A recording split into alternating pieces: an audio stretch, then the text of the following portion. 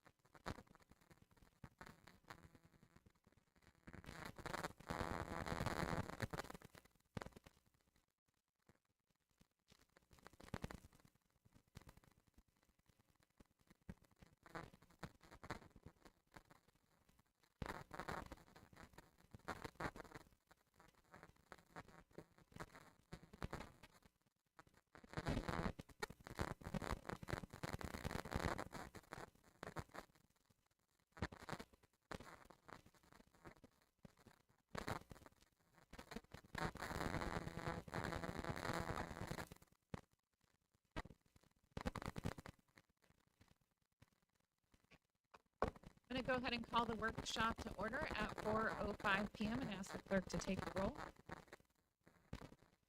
Councilmember Newton, Councilmember Hannah, Councilmember Alderman. Here. Mayor Pro Tem Bash, Mayor Grummeyer.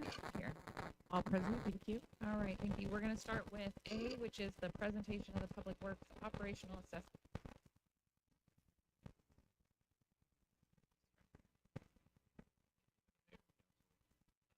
Item today was request by the council, you recall in the earlier part of this calendar year.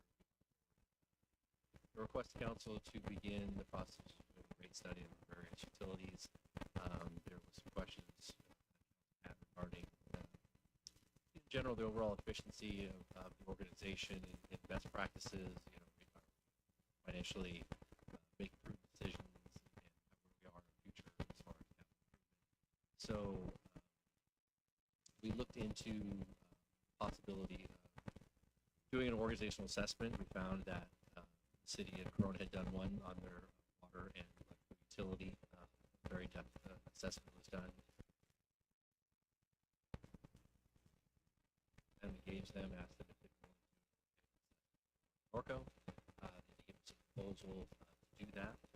And so we have here for you today is conclusions and summary of that organizational assessment that was done by Raptilis.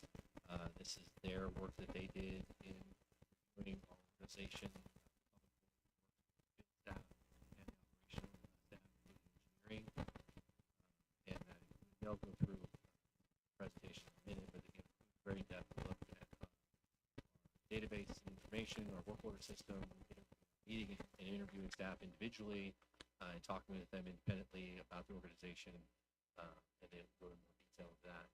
So the goal of this process was basically kind of give you an independent third-party evaluation of how we operate day to day and how we have been operating and what our shortcomings might be, what our accentuate where we're doing well, and then give that information to the council as a whole with the idea of using that as kind of a benchmark, a guidebook to kind of figure out going forward how we want to do things differently and improve on things and accentuate the things we're doing well and improve, again, continue improving on those aspects of our organization.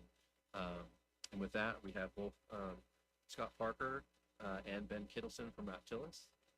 Scott.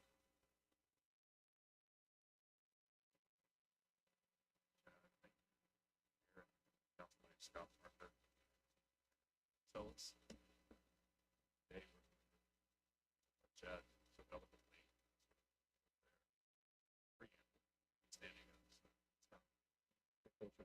Oh, certainly. Is that you need to Okay. How is that better? DJ. Okay, DJ voice, got it. So today's agenda, part of the presentation that you're going to hear, we're just going to talk a little bit first, just tell you a little bit about who Raptellus is, kind of our credentials are, where we do this type of work.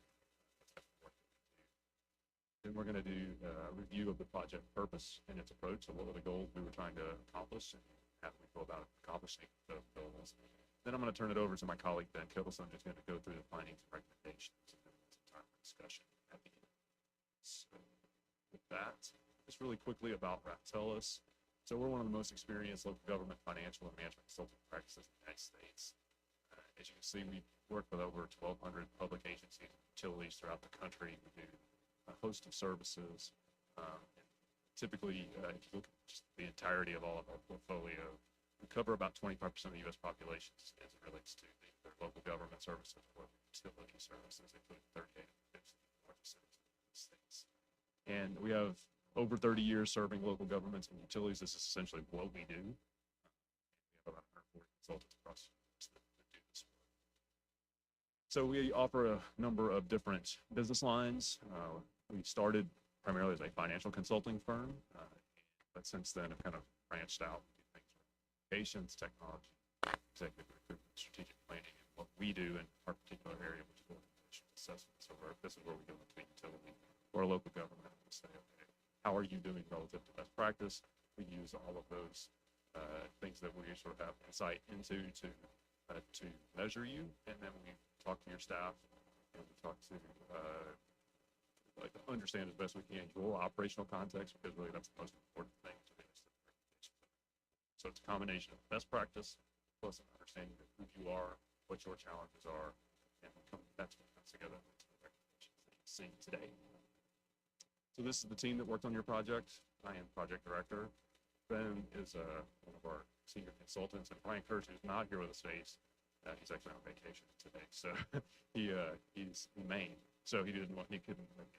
But Ben and Brian and I worked on the project and really did the entirety of what you can see as it relates to the recommendations. So I'm going to talk a little bit about the purpose and the approach. So the goals of the assessment were these. We wanted to assess the Public Works Department, their operations, their processes, and their staffing to meet not only current needs, but also future needs. Where are you going as a utility? Where are you going as an agency? What needs to be done to meet those goals? And then we compared your operations against best practices and identified several process improvements that could be brought forth for the agency. And then we developed a set of recommendations to really focus on improving efficiency through technology process.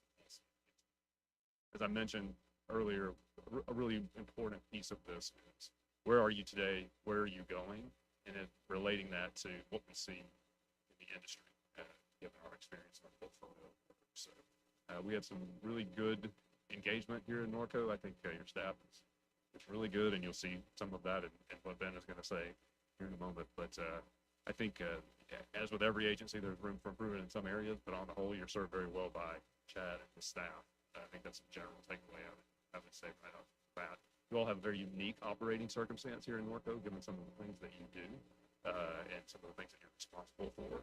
And so that actually made the engagement pretty interesting for us because we don't typically see these when we go into some of the things that you all are facing.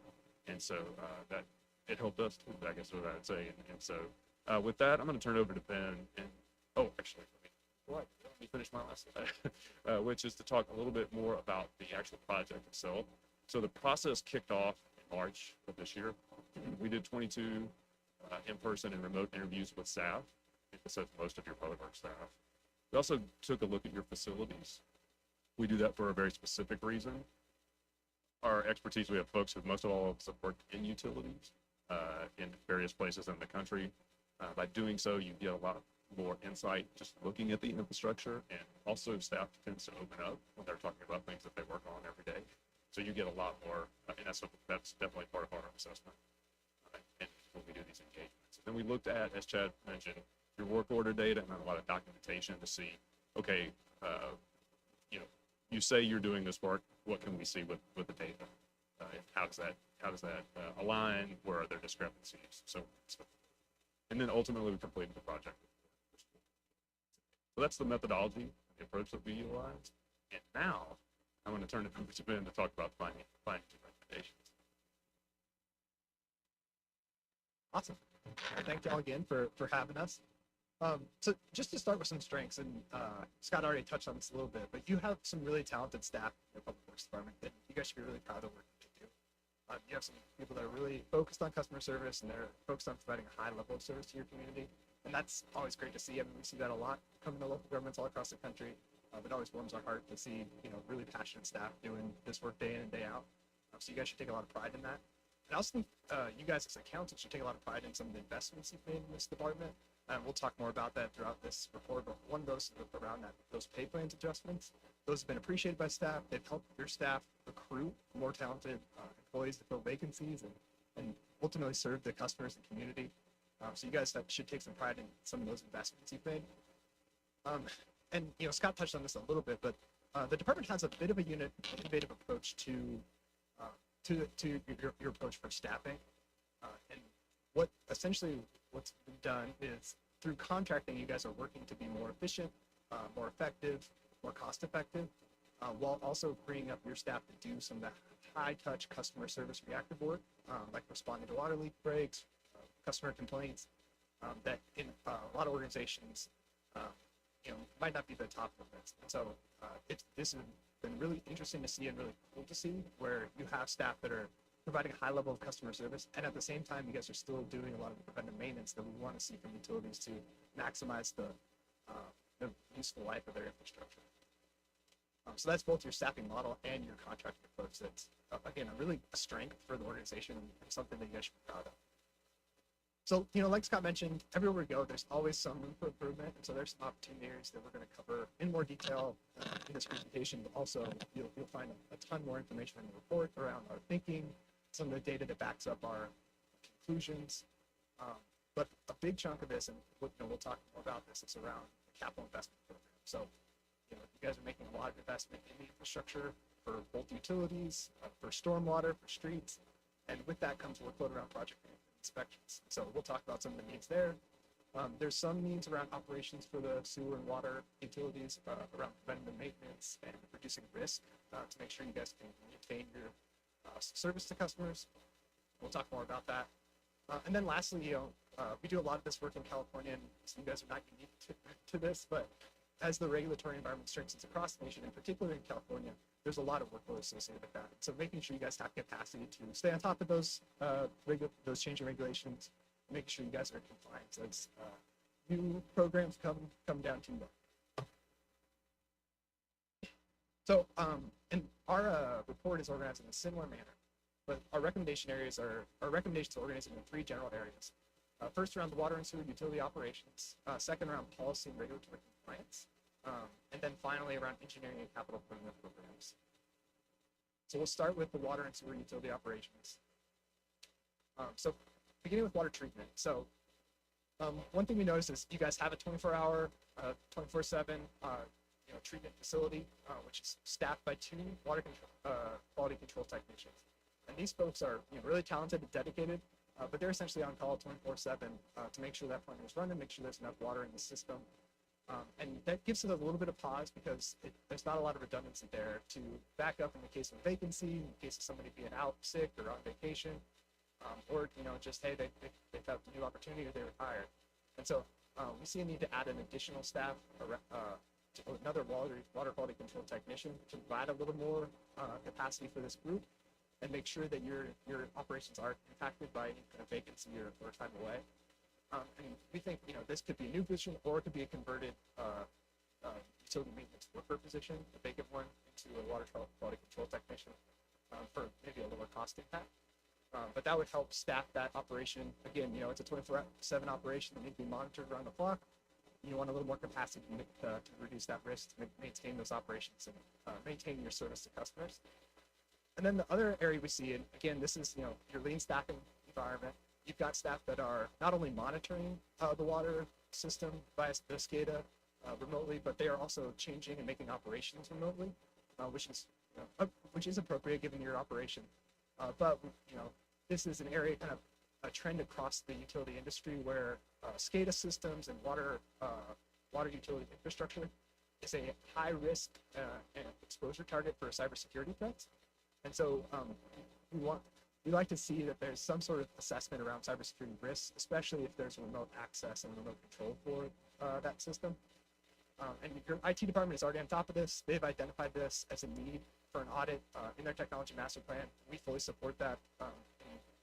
It's actually a fairly low cost to do that assessment and kind of understand those risks. So that'll help reduce, again, risk to your water quality system and ensure operation to your customers. So those are the two areas we see for need on the treatment side. And then on the preventive maintenance side, and this is for both your sewer system as well as your water system. First, you guys are doing, you know, I think we touched on this a little bit at the beginning, but you guys are doing an excellent job around preventive maintenance on the water distribution system and the sewer collection system. You guys are staying on top of water flushing, valve turning exercises, sewer cleaning, televising. These are core preventative maintenance activities that we want to see utilities do because it extends that useful life. It finds issues before they become problems that affect service to customers. So you guys are doing a great job in that area. The one gap we saw was around the lift stations. And so setting up a proactive inspection program to stay on top of like what kind of issues might arise in lift stations. And this is actually a great time for the utility to do this because you guys are in the middle of replacing your old lift stations with new ones. It's a huge capital investment. And by establishing that routine inspection cycle now, you can ensure to maximize the life of that new asset and get the most out of it by staying on top of that. So this doesn't have a direct cost impact. It will take some of your sewer maintenance techs away from other maintenance duties and essentially ask them to do more on the sewer side. But we see that as a gap on the sewer side. And then the other area that we saw, and again, you guys are doing a great job with system-wide water system flushing, but there's still some water quality complaints that we see in the data. And some of that might be, you know, anecdotally from staff. They attribute that to dead-end mains. This is, you know, not an uncommon issue in the utility industry where, you know, dead-end mains, they don't get the same flow, so sediment can arise, and you get water quality complaints. And in some utilities, the way to address this is to do targeted dead-end main flushing more frequently than every 2 years, which is what you're doing on your system-wide flushing. It might be monthly, it might be quarterly, it might be bi-weekly, depending on the system. And so we see a need for you guys to just keep an eye on this, monitor the need for additional targeted dead-end main flushing. Again, you guys are doing a great job system-wide. If you want to take the next step to further reduce those water quality complaints, it's taking a look, see if those are tied to dead-end mains, and then what's a targeted dead-end main flushing approach to address that issue. So the other area on the water system is your meter infrastructure. So you guys have automated meter infrastructure meters. Essentially, that means they're radio read or remote read, not radio, and they're mostly installed in 2009, 2010. So what that means is you're about to approach the end of your useful life for a lot of these meters, and you're actually starting to see a rise in meter-related issues as you guys approach the end of the useful life of those meters, which is not a problem. It's totally to be expected. As meters age, they need to be replaced. And your staff are already on top of, hey, we know this is coming, and we got this in our 5-year CIP as an investment need. But one thing that we like to raise, and this is again an issue we're seeing across the country with utilities, as supply chains issues due from the pandemic, as well as just a huge demand for these meters. There's a long lead time to ordering these meters and getting them in-house for utilities to actually install, not only full meters but also parts. And so being proactive about this, and hey, we know it's in your 5-year CIP, but you might want to even pursue that earlier and more aggressively to make sure they come online, because at the end of the day, having accurate meter readings, having good meters in the ground, make sure that you guys are charging the appropriate amount to your customers, and make sure you're getting enough revenue in the door to support not only your operation, but your capital investments. So establishing that meter replacement program and proactively doing it, maybe even in advance of what staff is already identified. So again, you know, we mentioned some of the pride that you guys should take as a body on the investments you made in this department. One of those is the staff that you've already approved. When we started this process, you guys hadn't even made these changes, but you guys have already added 2 staff as a mid-year change in FY23, and we know there's a planned another 3rd staff member in that 24 budget. And actually, we would have made very similar recommendations in our report had you guys not already made those investments, because there was a gap between your former staffing before those 3 additional staff and the workload demands on the department. There was a need for additional capacity. We think that 3 staff is appropriate for your utility maintenance worker group. But as for any of our projects where we advocate for additional staff, we also think it's appropriate to then monitor the impact of that and see if it is actually appropriate, if you're able to meet those workload demands and meet those expectations that the community has for you guys. So we don't see a need for any more utility maintenance workers at this time, but we want to monitor the impact of that, especially as we know it can take a while to get folks in the door and trained up and operating at kind of the peak of their abilities. So seeing what the impact of that is and making sure you guys continue to invest in that as the system ages will also be better. So that was everything on the water and sewer operations. Again, I think high level takeaway, you guys are doing a great job. There's just a couple of investment needs that we see or gaps that we see. This next area around policy and regulatory compliance. So one of the groups that we talked really in depth about and looked at a lot of data around, and again, it's a bit of a unique environment for Norco compared to other places, is your administrative compliance coordinator group. So this is a group that's not only in charge of meter issues, so they address low reads, no reads on meters. They address meter issues that arise, broken meters, but they also do they do all your regulatory compliance for your utilities and for your public works generally. So this group in particular has seen a lot more workload with no more staff. So they've taken on, in addition to the FATOs and grease and cross connection control and the utility and that meter group, that utility related stuff, they're also taking on new stormwater regulations, the NPDES permits and inspections, new solid waste regulations from the state, and that workload is taking up more and more time that's of your staff. While at the same time that meter related work, which has been a core workload with why you guys created this group, that's remained a key workload driver going, even as this other regulatory compliance work has been added to this group. So we see a need for additional capacity for this group to address changing regulations, to address the workload that's already come down to these 2 staff members, and again, to continue addressing meter issues as they arise. And we think you have a couple options here on how to approach this. So right now, your administrative compliance coordinators are essentially utility players. They do any and everything that's assigned to this group. Repairing a meter, investigating a low read, doing reports for stormwater, going to regional stormwater meetings to talk about the issues that are facing kind of the whole area. The 2 of them kind of back each other up, work on things together, but they can do a little bit of everything in all of these different, very varied tasks that this group is assigned. And other utilities that we work in, all those different areas that I talked about or mentioned, stormwater, solid waste, FATOs and greases, cross connection control, that's often 1 FTE assigned to each of those areas. So it's unique to have someone that can be a utility player in that way. And so one way to address that would be to add another, utility player, another person that can do a little bit of everything in this group, another administrative compliance coordinator. The difficulty with that might be in finding someone that's interested in that work and that variety of work and trained in at least 1 or 2 of those areas already. And the cost to bring somebody on in that with that varied skill set might be a challenge. The other option that we see as we were kind of looking at this workload is to assign maybe that meter related work that I talked about, that's kind of a core workload driver for this group, to a position like a meter technician. This isn't a position class that the city has currently, but it's a common one we see in the industry, where this person would be responding to those meter issues. They'd be going out and working with customers. They'd be working with your utility billing folks to address issues that arise. But they could take on the core of that meter work and then free up capacity for your current administrative compliance coordinators to do more regulatory compliance. So we think there's 2 options there. Really both, the meter technician might be a little cheaper of a salary, might be a little easier to find, but you wouldn't have the same flexibility in staffing as you do currently. So there's pros and cons to both. I think we talked more in depth in the report about those options. But at the end of the day, there's just need for more capacity to address the regulatory environment. And we've got some options on how to do that. So there are 2 internal policies that we wanted to flag, and I think your staff are going to be able to address this or keep an eye on this pretty easily. The first is around keeping accurate data in GIS. So, as part of this process, we did a review of your work order data to understand workload of your staff, understand the accuracy of data, and we also talked with staff about how they use that data in the field, what that experience is like.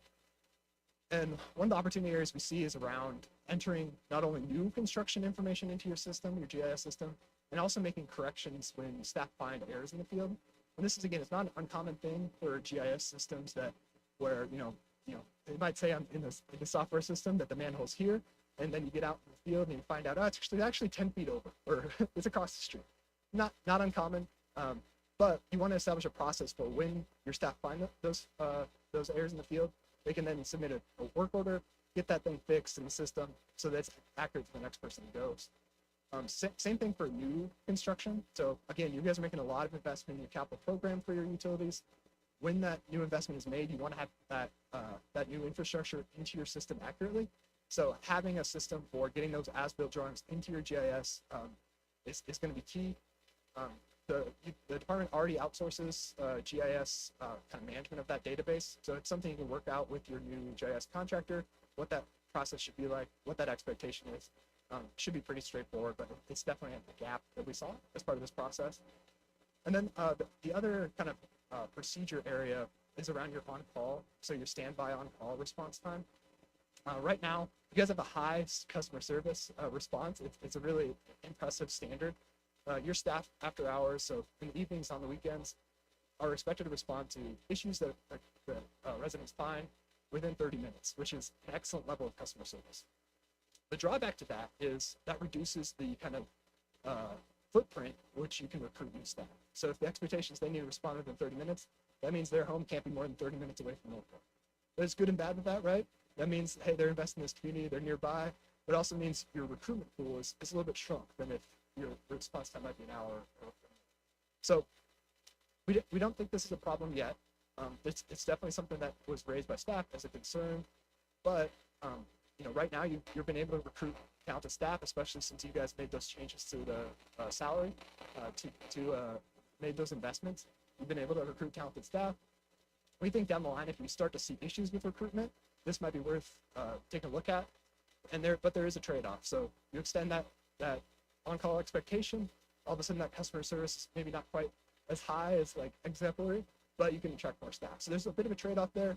It's worth again monitoring, keeping an eye on, and we just wanted to flag it because we've seen that be issues for utilities and other places where you want to be able to recruit the best and brightest, but if you have this expectation where they have to be within 30 minutes, it's just not as many people in that kind of pool. So our third kind of area of the report is around engineering capital improvement.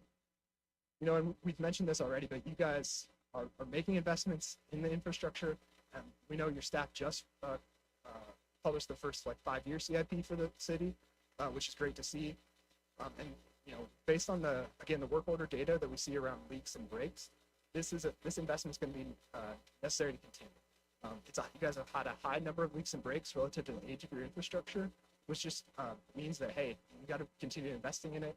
As you make those investments, we expect to see those reactive work orders, those leaks and breaks, those issues come down, but it's going to take time.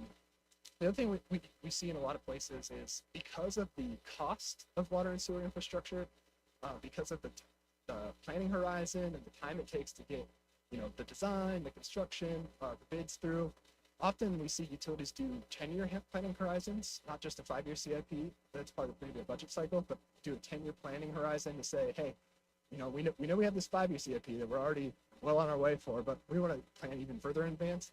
So extending that planning horizon to 10 years can help you guys even further plan the cost impacts for some of your capital infrastructure. So that's, again, a trend that we see in the industry, that having that 10-year planning horizon can help you guys plan for the financial impact of some of that capital infrastructure. But right now, like I said, your staff are working that way. They've already got that 5-year plan. We think extending that timeline even further will help you guys on the finance side, especially planning your rates down the road. So those investments in capital infrastructure, which are necessary and are kind of needed and backed up by the data, do have a workload impact. And that workload impact is in 2 areas. First, project management, and second, inspection. So construction inspection to confirm that what's put in the plans is actually what's put in the ground. And so we see a need for additional capacity around project management. Right now you have 3 staff that are primarily doing project management. One of them's your director, who probably shouldn't be doing project management. He's got more important things that he should be doing.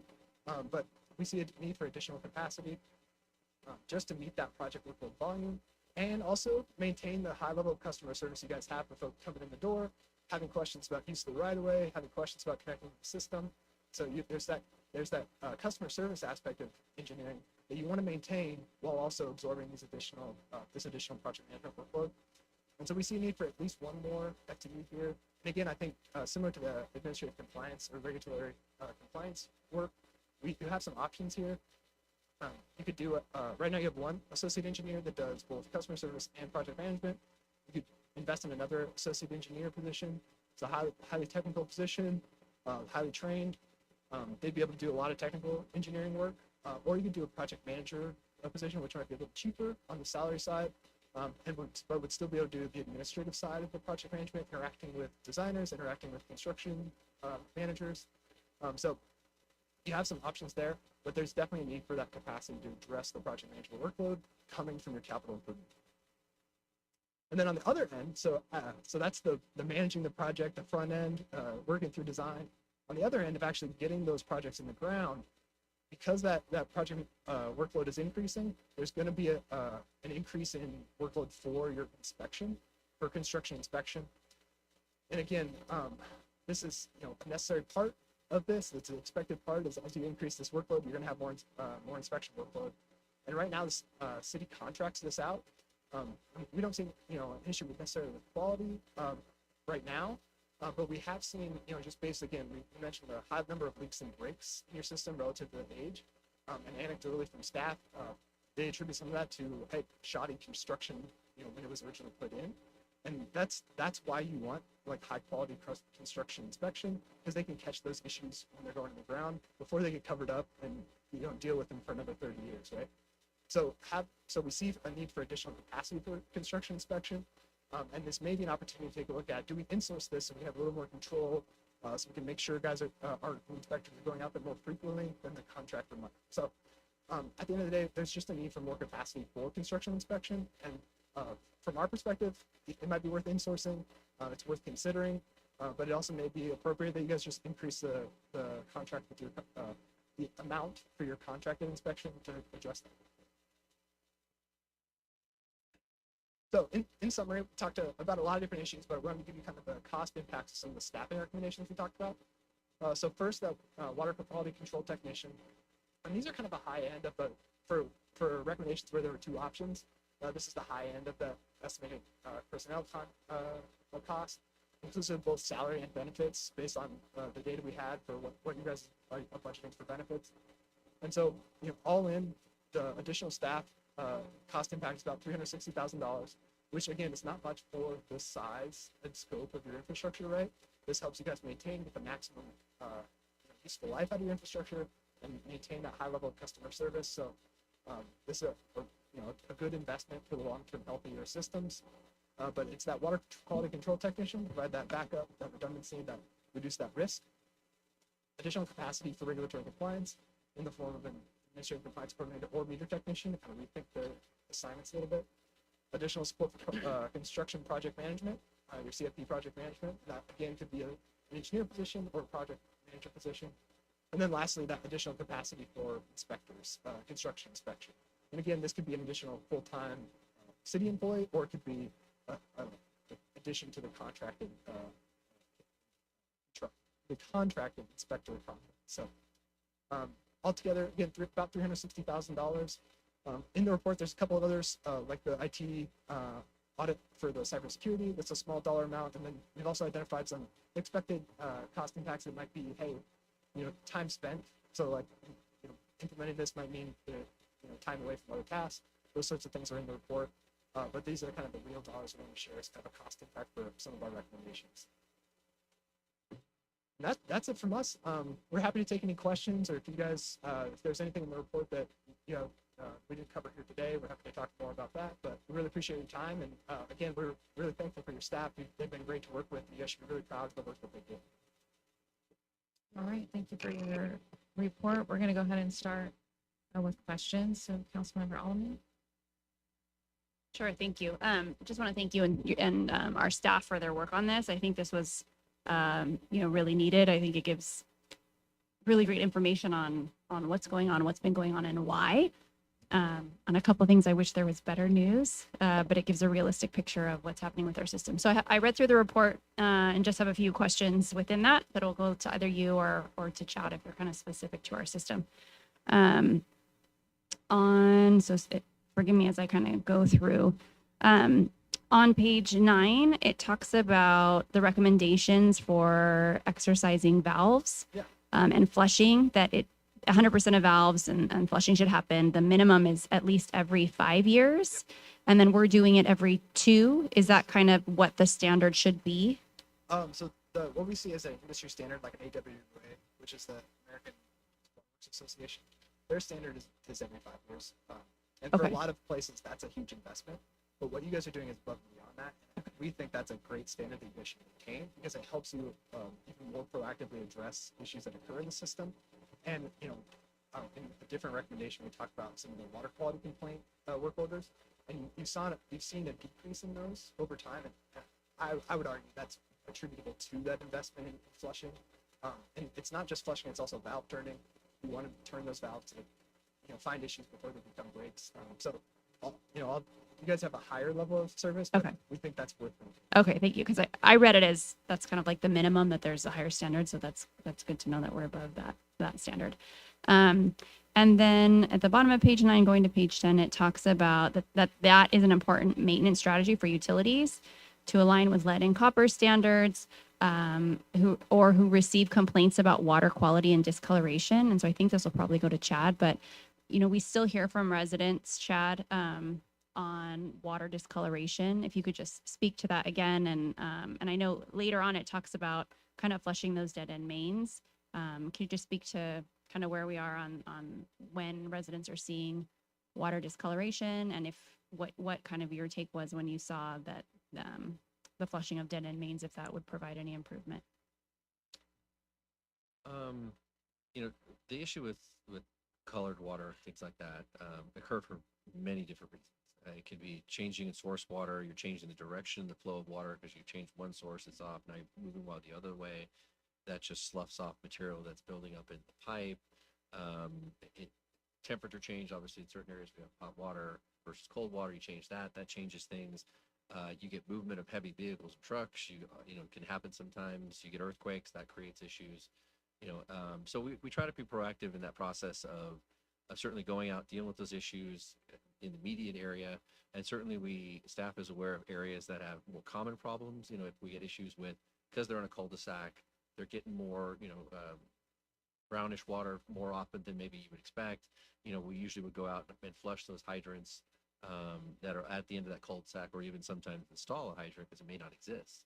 And that helps us flush the water. So through our process, just to give you a little background, before we started our valve turning program, we had no turn program. There was nobody who turned valves, and we had big reports and very concerns with fire and safety that they were having issues going out with fires and the valves wouldn't open. So we felt, because of our older infrastructure, it was very important not to just do it every 3 to 5 years. We do it every year. We just do half the city at a time.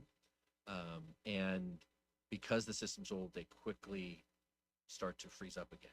So it's important to keep that up and that level of service. And then hopefully over time, as we improve our system and replace it, we can expand out that investment as far as maybe not doing it every other year, every year. We can maybe go to 3-year cycle, that kind of thing. So we're not spending as much. But right now, I think it's very prudent to keep that level up. And at the same time, we are doing the flushing on a regular basis as we can. Mainly, it is more reactive as we hear things. Okay. And then I could see, when it was good to see the table of the data of like our complaints, we can see overall that complaints are going down when you kind of look at the group as a whole. In terms of when I look at the discolored water complaint, so I'm on page 10, in 2020, it's astronomically high. Do we have any idea why it was so much higher that year? Because people were home maybe paying attention or to their water? I don't have any specific information that would tell me what those. I have to search through each of those and kind of figure out what was it related. Okay. Were they multiple complaints on one event? because each person is a separate complaint.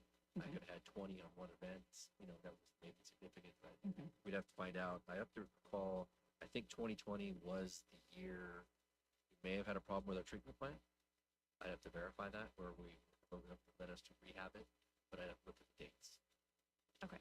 I was just wondering, I saw that that number was quite high, but it's good to see that the overall trend is going down. For the meter replacement program, it's that we're looking at replacing all the meters at one time. Not at one time, but over probably 3 to 5 years. We have about 7,500 meters. And normally when we talk about meter placements, can be more the residential side, not necessarily the larger meters. Those can get looked at individually and can be more rehab, but we would look at a program. Traditionally, agencies would try to say, how do we spread that 7,500, 7,000 meters over a 3 to 5 year period to kind of budgetary wise and workload wise. And we would not do that work. We'd have to hire a contractor to really go street by street, replacing every meter, over a 3 to 5 year time. And so where are we in looking exactly what you just said, figuring the piece Our- of the budgeting out? So right now in our 5 year plan, we have it budgeted, I think 3 years out from now to start it. And that's assuming we have the funds to do it. But we have pretty much this year and piece of next year covered financially. After that, there's no money that's projected to be there to cover So that right now, cost. there's not funds to do that. Hence is the discussion about rate study and what we're trying to do. Okay, thank you.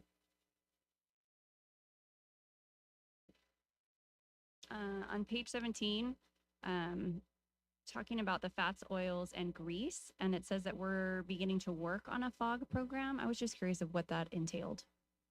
So the fats, oil, and grease program is normally where we deal with a lot of our businesses that have cooking, where they generate that type of material, where we have grease interceptors, and it's making sure that they're being properly maintained, they're being cleaned, that they're actively doing inspections, and that's really what we're trying to develop. We're more reactive.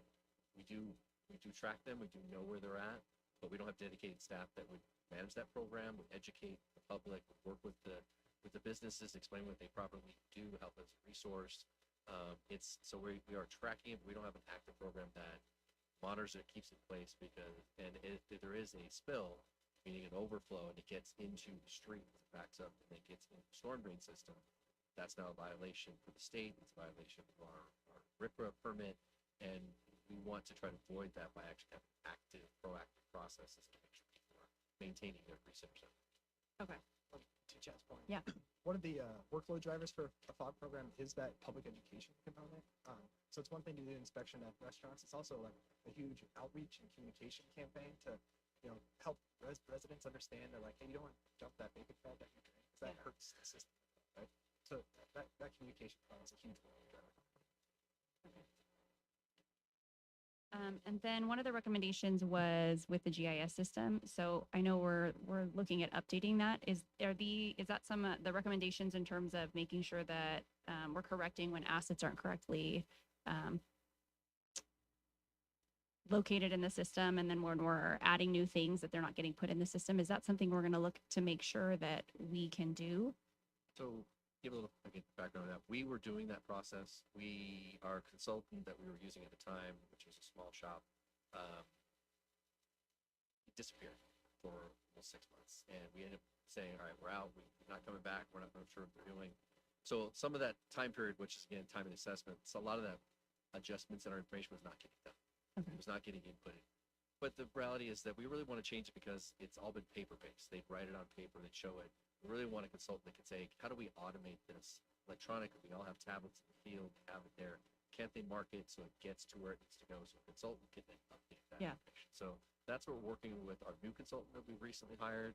Okay. They're currently doing an assessment on our infrastructure to figure out what we need to do to upgrade or update it and understand where we're at, but they're also actively starting some of those processes now of updating our information.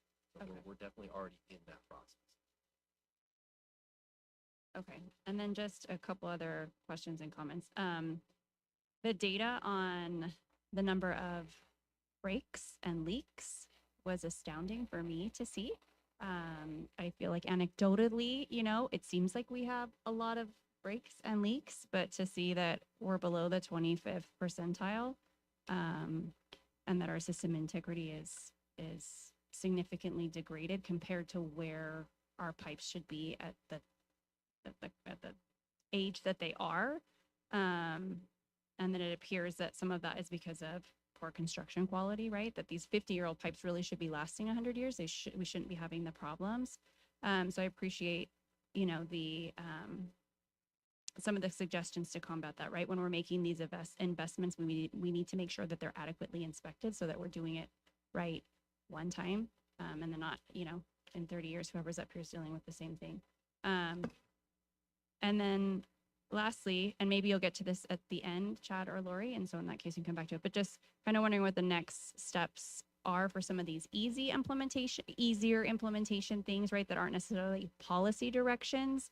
If we could hear back, like some of it, like standardizing tools in trucks, like that seems like a great idea to me. Doesn't necessarily need council approval, just to kind of hear what are the things that that you'll be able to take back and kind of implement right away, and then when some of these bigger policy pieces would be coming back.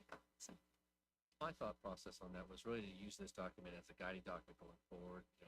There's a lot of recommendations. Some of them are operational that we can implement pretty quickly.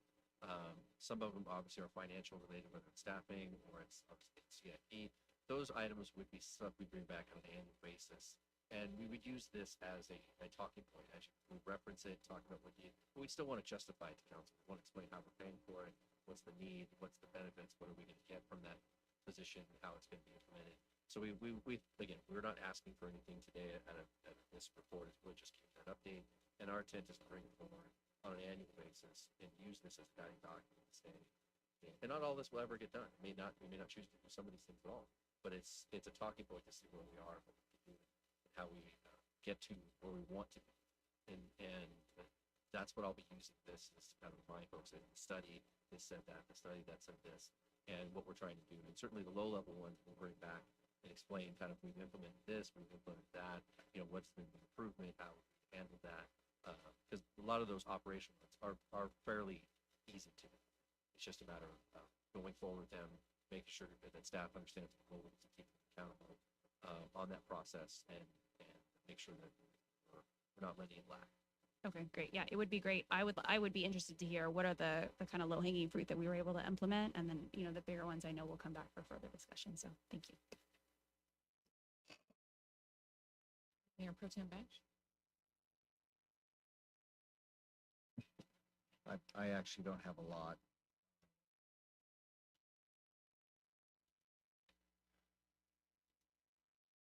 I guess foremost in my mind is, well, where do we stand in comparison to other cities our size in terms of our water system?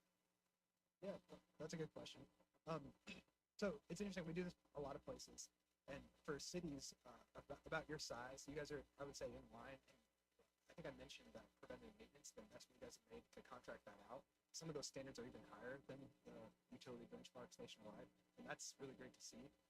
Often when we come to a utility, we'll come in and that preventive maintenance is the first thing that went out the door. When staffing constraints, there's a peak in leaks or breaks or issues, customer complaints, that preventive maintenance work is kicked down the road. I think Chad's mentioned that was part of him coming in, is he wanted to invest in that stuff. And so that's been a more recent investment. And so that's really great to see. So I think in those preventive maintenance areas, you guys are ahead of, I would say, some of your peers about your size. But you are, compared to some places that are maybe a utility district, your staff have a wide variety of things that they do. They're not just doing, valve turning, checking meters. They're also, repairing bush trails and repairing potholes and, doing some even, landscaping maintenance. So they've got this wide variety of tasks. They do traffic control for parades. So, for other smaller cities to have that public works group that does everything, I think you guys are pretty well in line. It's some of that infrastructure stuff that we see that gap that you guys are already trying to address. And then I think, again, that preventive maintenance, you guys are kind of above and beyond a lot of the places where we're asked to come in and do these kind of assessments. I think the area, as Ben mentioned, probably the area that's maybe of most concern, I would say, is related to the addition of some of your capital, right? Some of your pipeline investments. I was thinking to myself as he was speaking to the preventive maintenance activities that are going. If not for those, I actually think you all would be in a lot worse shape as it relates to brakes and some other things. I was a former asset manager at a utility, and one of the biggest things that we had to deal with was for a long time. We were seeing a lot of breaks in infrastructure that wasn't supposed to be breaking at that point. Due to shoddy construction or bad materials or bad inspection, whatever. I think you guys have some of that. It reflects in some of the data that we see. So as you go forward, addressing that capital concern is probably the thing that's going to be of one of the biggest challenges we're ultimately going to have to face as a community, just related to what I think what we see typically across the country. And other than that, though, and as Ben mentioned, the variety that you all require of your staff to do based on their activities is pretty unique, and something that, quite frankly, I'm pretty proud of. I think that's so. But that, if you're asking like where is the biggest risk, I think that's probably that capital investment. Yeah, in terms of the staff, we are proud of them, and we are very good at training them for other cities because they have the ability to do so many different things. And then when they do go to other cities, they only have to do one or two things. Yes, sir. You're Yeah, right. we understand that. That's why we did the raises. In terms of the infrastructure, I think we're well aware of the fact that the 60s, 70s, and 80s, construction practices were slim to none. But the So- council people that put those in, who actually put them in, did a very nice job, kind of. Yeah, go look at the Bluff Street where they've got the curly Q stuff. I mean, it's really good. I mean, how does a city of 27,000 people, 3,000 of whom live in the gated community on the hill, the prison, how do we possibly? We've given great raises to keep our people, and that is unusual in a city our size. How do we overcome this kind of stuff? It just seems, I mean, our revenue stream, we're trying to preserve a particular lifestyle that every other city has now failed. They're gone. And at the same time, we're trying to provide high quality water. I mean, Chad's done an impossible job. We're all aware of that. I call him the Chatternator. And the staff we have, I mean, a lot of them live in the city of Norco, so I know they go above and beyond. I guess my real question is, how do we continue to provide excellent services at the same time the state is genuinely overreaching and forcing cities to do things that, I mean, maybe they're great things to do, but to implement them is just, how you gonna do it? And you know what? Bigger cities have a bigger problem because they got more employees and they own the council. That's kind of how it works. We're lucky we have a real kind of, I think, symbiotic relationship with our staff and with our residents. So I guess this is for Lori, I guess, how are we going to continue doing this? This is the challenge. How do we hire 4 more new people with steps and all the things that go with that? I think one of the challenges in a smaller community is we have some of the same costs as a larger utility, but a smaller base to amortize those costs across, right? So really the right answer, and it's challenging, but the right answer is to have a realistic, feasible, grounded in reality rate structure that allows us to make appropriate capital investments over time and run the system well. But that's always challenging because we face pressures to keep rates as low as we can, of course. So, but we have to find that sweet spot where the rates are making those appropriate investments, because you pay $1 today, you'll pay $3 later, right? So it's always less expensive to do preventative maintenance and to make those capital investments. So I think, long term, it will be the councils that, not just this council, but over the future years, that make commitments to incrementally raising rates every year just to keep up so that we can make those investments. Absent that, we will be in a system that just continues to deteriorate, and that's not sustainable, because ultimately we do need running water. We want sustainable, good quality water for our communities. Yeah, I'll end with this too. When I first got on council, Greg and Berwin will remember this. The council, because they wanted to get reelected, didn't raise any rates. So that was really cool. That was really fun to do, you know, I mean, because they know where we live. And then the other thing that I harp with Norco residents is that our lifestyle is dependent on, let's just say, 20 houses per street. Whereas other houses, other places have 60, 70, 80. But that street, a mile of road, costs the same, and the pipes underneath cost the same, regardless of how many people live on the street. And that's something I don't always know if Norco residents quite understand, is that the lifestyle is extremely expensive. Generally speaking, a large lot community is for the very wealthy. And somehow we have created a middle-class community, large lots and elbow room. The truth of the matter is, like the old city manager used to say, we are a bumblebee with iron wings. We shouldn't fly, but we do. And we've done the impossible. So, Chad, you just have to keep doing the impossible. Right, Lori? So anyway, that's all I have to say. Thank you. Very good report. I'm kind of discouraged, but I kind of knew where we were at. Thank you. Thank you, Madam Mayor. Councilmember Hanlon.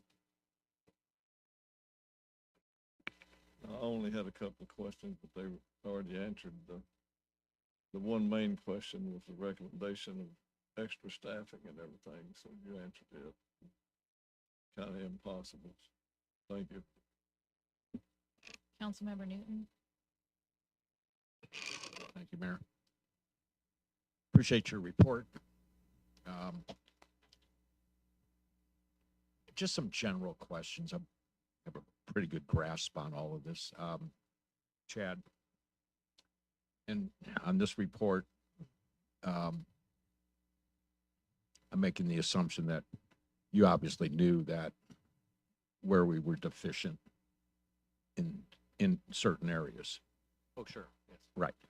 What in this report, was there anything in this report that you didn't expect to be told?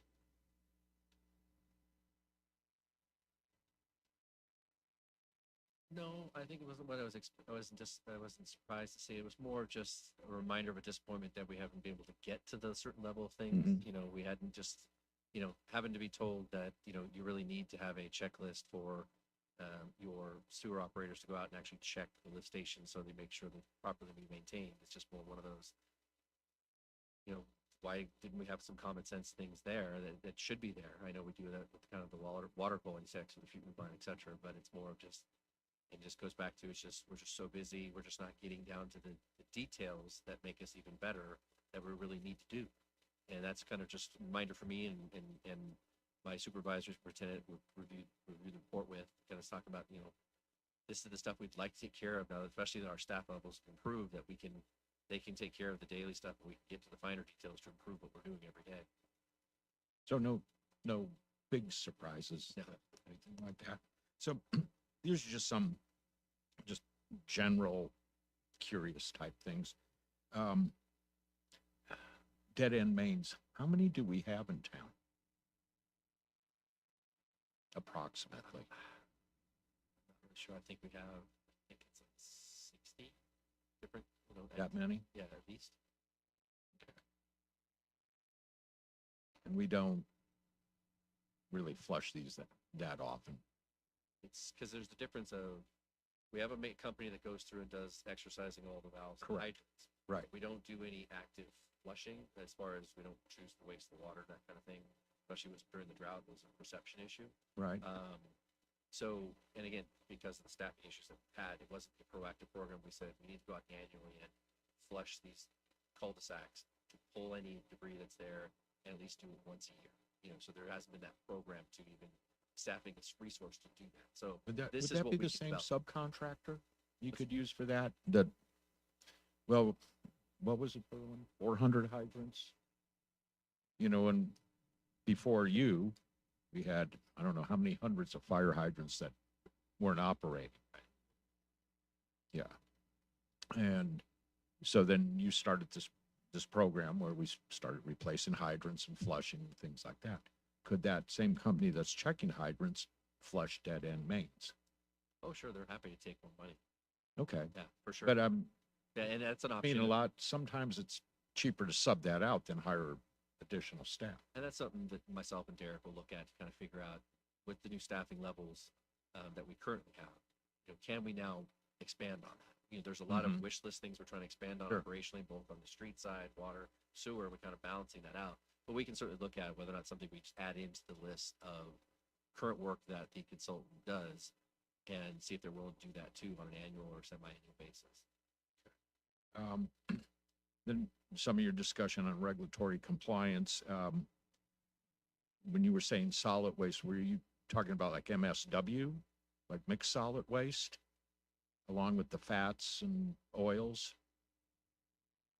I guess the organics, the new regulations around organics, and removing those from the waste stream, but Chad, you might know. Yeah, our administrative compliance coordinators, they are the utility worker for sure, in that they've been given all the other duties to help me manage those compliance issues, because we don't have a dedicated staff person for those. So Right. an issue of all the state regulations for verifying that we have all the proper trash cans and materials at all the businesses, they've been the lead individuals working with the consultant that we hired to help document that, making sure that every customer has the right trash cans, that they're there to log, because we have to prove to the state that they do that. So Sure. our Right. workload is pretty high. That is one of the things we're looking at, potentially having the next trash hauler help out, and they taking over that duty. We still have a responsibility and have to report that information and document it, so we'll still be hands-on, but we're looking at maybe that next hauler would have resources to do that for us.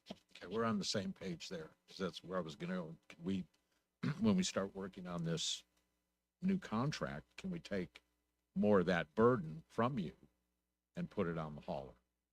So I'm glad you brought that up.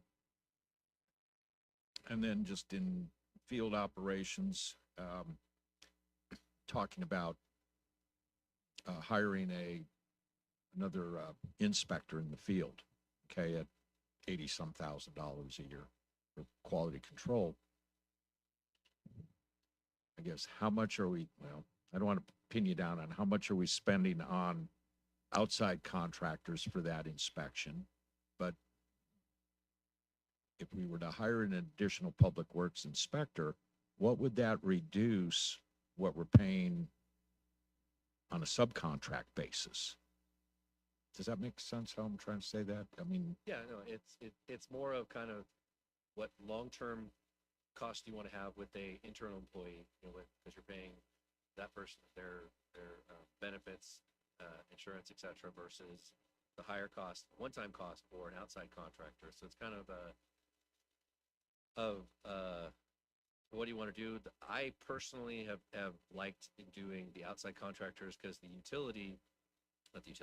agency that we use, or agencies, they have custom inspectors as needed. So if I need an inspector that's more in line with doing inspection on, let's say, sewer lift stations, that they bring that person in, and that's who I Right. use.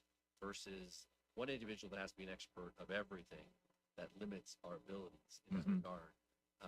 And also, if the employee leaves, they just bring another one in, and it's easier Right. replacement to keep moving. So I guess in retrospect, that was probably the one we discussed the most. what was it? Because I'm Yes. trying to figure out where we're losing quality control if we're, Maybe to bring I up had that same question. Yeah, So Chad, I'm glad you brought it he up. did a great Okay. job of drilling us on that, and making sure so I think the nature of the recommendation is what we see with performance of some of your infrastructure, right? I think then we look at that, you're gonna have more capital, right? As a result, right? So there's essentially two ways to approach that. You can approach that doing as you're doing, which is what we said, you can continue to do that, or given some of the history, your pipes are failing much sooner than they probably should be. There may be a circumstance where you gain having some control over and oversight that's direct and responsible and to you, meaning to the city, might give you some more accountability, maybe prevent that from happening. Really doesn't matter how you approach. I think this is the idea was Chad, after we talked about it, was it's coming. You need to figure out how you want to do this, and this may be a time to look back and say, hey, do we want to continue to contract this out, or not want to bring somebody in who could be, they could possibly do a lot of that water main replacement work, this is an example, and then for your lift station, your more specialized work, Sub way. that out. The key is that it's based on what we see in your data relative to the condition of that infrastructure. That's the reason I mentioned earlier. I think that's the biggest risk. Is, hey, the infrastructure is failing pretty fast, right? B, you don't want to repeat that. Whatever you do not want to repeat. So a higher level of inspection, whichever way you decide to go, is sort of the nature of the A If I higher may level of add. contractor also. Yeah, and if I something. can add exactly on that, I think one of the things we have to just deal with is the fact that we always are obligated to use that low bid contractor, and they've been thorns in our side so frequently lately. So we have to budget realistically, whether it's outside or our own folks. And I agree, outside is very flexible and it gives us better resources, but we've got to budget adequately because we just don't have the luxury of picking the good contractor. We have to pick the low bid contractor. But I'd emphasize what they're focusing on, and they're right on, is they're looking at the stuff in the past. What we're doing today Right. is far different. There's far more accountability, better standards, and ultimately the accountability is on me, the director, and the deputy to say, are we keeping the inspectors accountable? Are we aware of what they're doing every day? Are we out in the field seeing what's going on? And so that we know that they're advocating for us, because I don't think there's a big difference in somebody who's working here being an advocate because they're an employee versus a contractor. It's still my responsibility to make sure both are moving and are keeping up with our expectations of a high level of service. So that starts at a management level and works down. Just to follow up on Chad's point, I do not want to get the impression that you're saying that the process now is not working well. It's not that. It's more, we just don't, you're going to have more investment, right? So let's make sure we don't repeat the issue. Got it. Okay. And back to your low bid, I mean, that's the circumstance where you may not be getting that. Chad, Right. Understood. Just a couple last ones. You had mentioned talking about grease interceptors, and I was thinking like what City of Ontario does that. Do we have many monitor wells for businesses where we sample discharge from that business outside of like Goalie, let's say, right? Or Better Nutritionals? Where we other businesses that we have to test that maybe we're not staying up on. In some cases, some businesses have sample boxes, Right. but we don't actively sample anything from those entities. It's more of just as it was constructed. You have a sample box if needed, meaning if something needed to be done, if they're out of compliance, they would do some sampling. But primarily, we're focused on your grease interceptor and keeping Right. it up to speed, Right. keeping it up to speed as far as keeping it clean, it's not overflowing, etc. The sample box is commonly done as a part of the overall installation, but we don't have any requirements that say they must sample it on a certain basis. They must. Really? I mean, did And you that's kind find of where that we're as a deficient. deficiency at all, that we don't sample? Okay. And we have no program for that. That's one of those things we'd like to be able to develop if we have the resources. Okay. Um, I think we'll save the meter discussion for another day. Thank you, Mayor. Thank you. I had a couple questions for you, primarily on process for collecting the data and the interviews and things on the report. So your team comes in, third party, unbiased. Do you look at the data and find a pattern there, and then you verify with interviews? Do you do interviews? And on the interviews, second part of the question, you're asking, what is your day to day? What do you do? Is there another follow up with what do you want? What are your expectations for the future? Yeah, no, great question. And we use the same process that we use for every project. When we do a kickoff, we ask for all sorts of data from the department. So think Chad got a huge list of things that we were interested in looking for, and we'll ask for things that we hope you might have, and it's a pleasant surprise when we get it, and then we ask for things that we know everybody has or should have. So we ask for that in advance. We try to review as much of that as we can before we get into the interviews. And then when we get into interviews, it's exactly what he said. We want to understand the day-to-day workload. What are the things that are driving, their day-to-day? What are the things that are common issues across, everybody? All the staff are having maybe the same issues. What are the things that make them scratch their head and go, why do we do it this way? And then what are the things that they can't get to that they'd like to be able to? And we talk to, part of our interview process is we have confidential interviews. So you'll notice there's no quotes of anybody in there. So we hope that allows folks to be honest with us. And we talk to folks at every level of the organization so that we can get a sense of, what are those frontline folks struggling with? What are the next level supervisor? What are they interested in doing that they don't have capacity for? Or what are their struggles? And then what's Chad struggling with? What are those things that director level wants to do that doesn't have capacity for? So we like to get that sense of that whole breadth of the organization. And then nothing in our report is pulled from a single interview. What we do is I said this to staff as part of the interview process. We take what we hear, we stir it up in a big pot, and we draw out themes. And then we use those themes to guide our research. So we go back to that data and say, is this backed up by what the workload data says? Is this, or hey, we heard about this, how does that stack up against best practices in the industry? And so that guides our research and ultimately our recommendations. So it's a mix of both that qualitative to understand what folks are struggling with, what is their day-to-day, what are the things they want to do, and then also the data, the policy, the procedure, that hard facts things that we also want to we want to use to support our recommendation as well. So hopefully you'll see that in our recommendations that it's a mix of both, hey, this is what we're hearing, these are the struggles, and here's what the data says. Sometimes those support one another, sometimes they're conflicting, and that always helps us draw out what should the recommendation be. So hopefully that answers your question.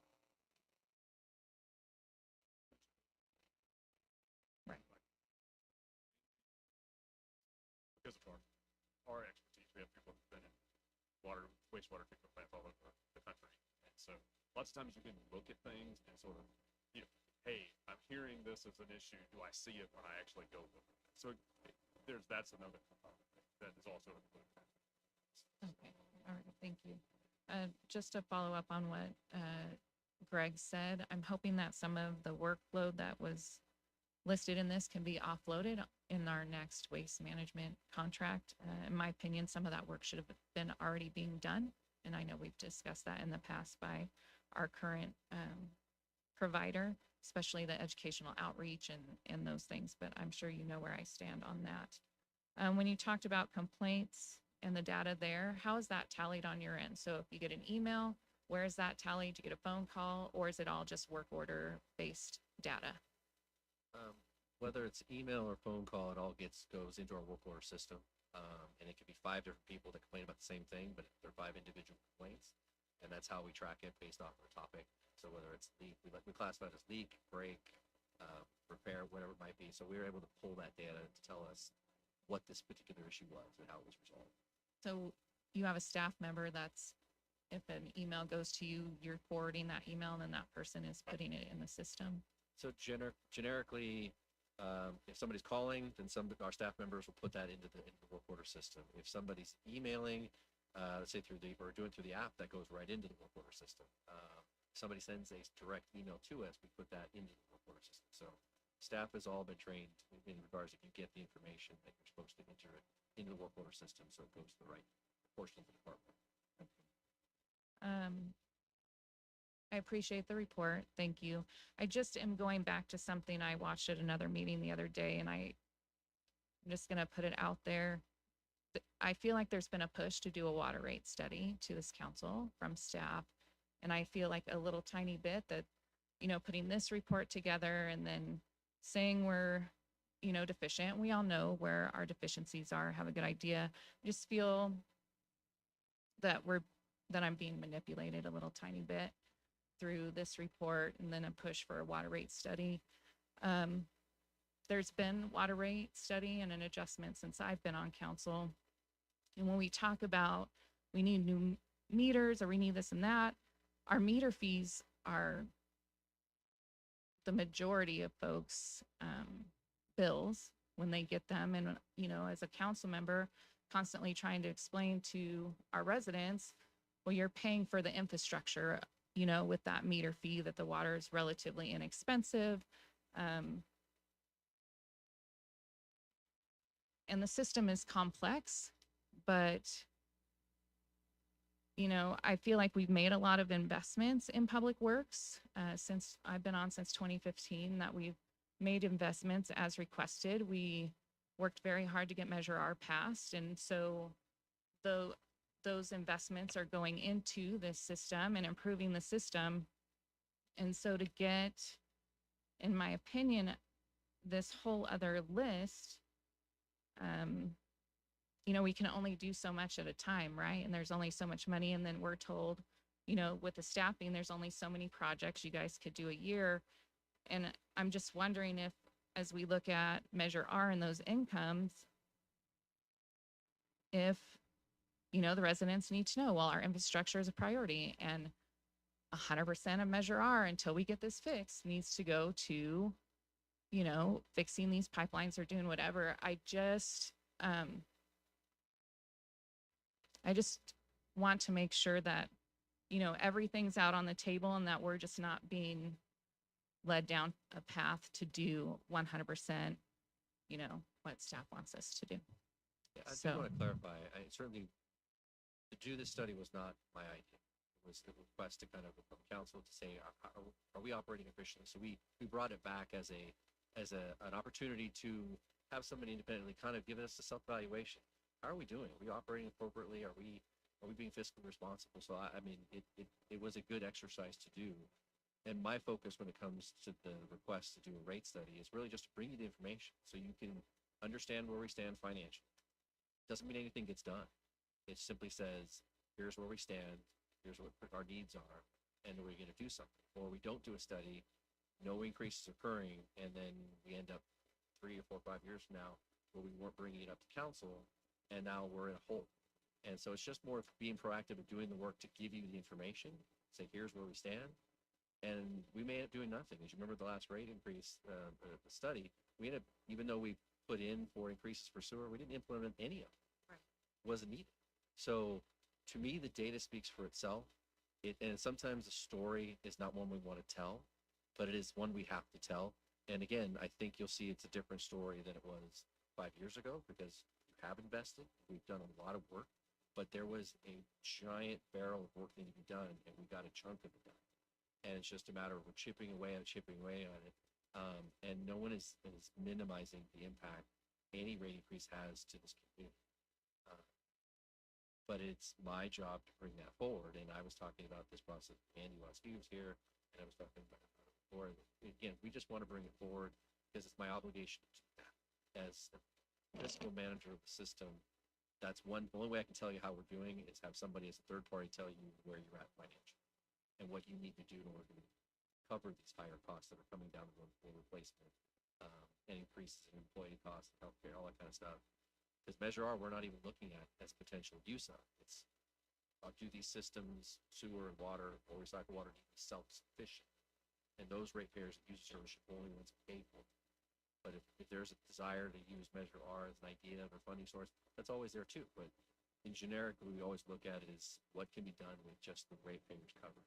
So I apologize if there's been any.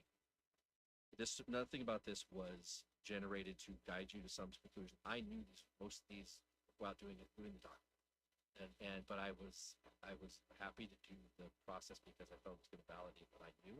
It told me some surprise areas and that we need to deal with, but I'd never try to manipulate this council to an end conclusion. I want the information to speak for itself, but I can't just go forward and do that kind of work without the council's approval, you know, doing the right stuff. So I do believe one needs to be done to give you the information, tells you independently where you stand. Doesn't mean we ever have to do anything. It's just information. I know you're very big on information, Rob, wanting facts. Well, and that's the thing. Again, I work for the government as well. I go through these processes, and I also know that I can tell the consultant, hey, tell my boss I need this. Consultant's like, all right, I'll put it in the report that you need this. I do it all the time at work, Chad. So that's why I'm a little hesitant to take this as the Bible. Because like if I'm in with a bunch of ag teachers or I'm in with state staff that's been in ag, they can look at my facilities, they can look at my stuff and know exactly what's going on and where I'm deficient and where I'm not. But I can give one of these. Again, we're all in the same industries. We all work for the government. So I just don't want to look at this blindly and say, oh yeah, this is it. Because again, there's all these other factors and all of that. So I want to put it out there because I don't want you to be like, well, why is, Robin going to blow me up with all these other questions or whatever the case may be? Because you know that I do read all of this stuff, but again, there's a level of frustration because it is government operations and all of that kind of stuff. And I don't always, it's going to sound horrible, but I don't always trust it at face value. So What I can promise that's where you I'm at. is I did not Yeah. get involved in this at all. Yeah, no, This was completely independent. I wasn't in the meetings. I didn't ask them to come to a conclusion. I got the results. You weren't interviewed at all. I was interviewed, Okay. but as far as the issue, same as every employee. And I can tell you, I agree with what they're saying here as far as the staff, but I have no expectation it's ever going to happen.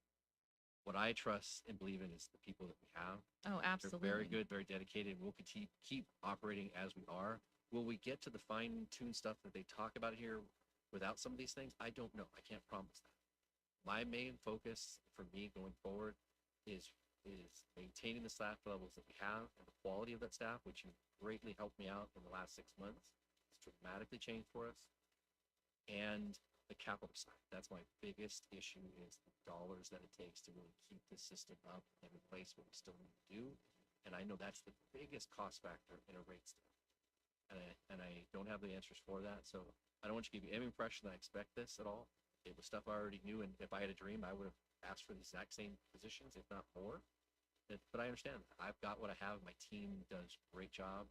And it's a testament to their abilities that why we're able to do what we do.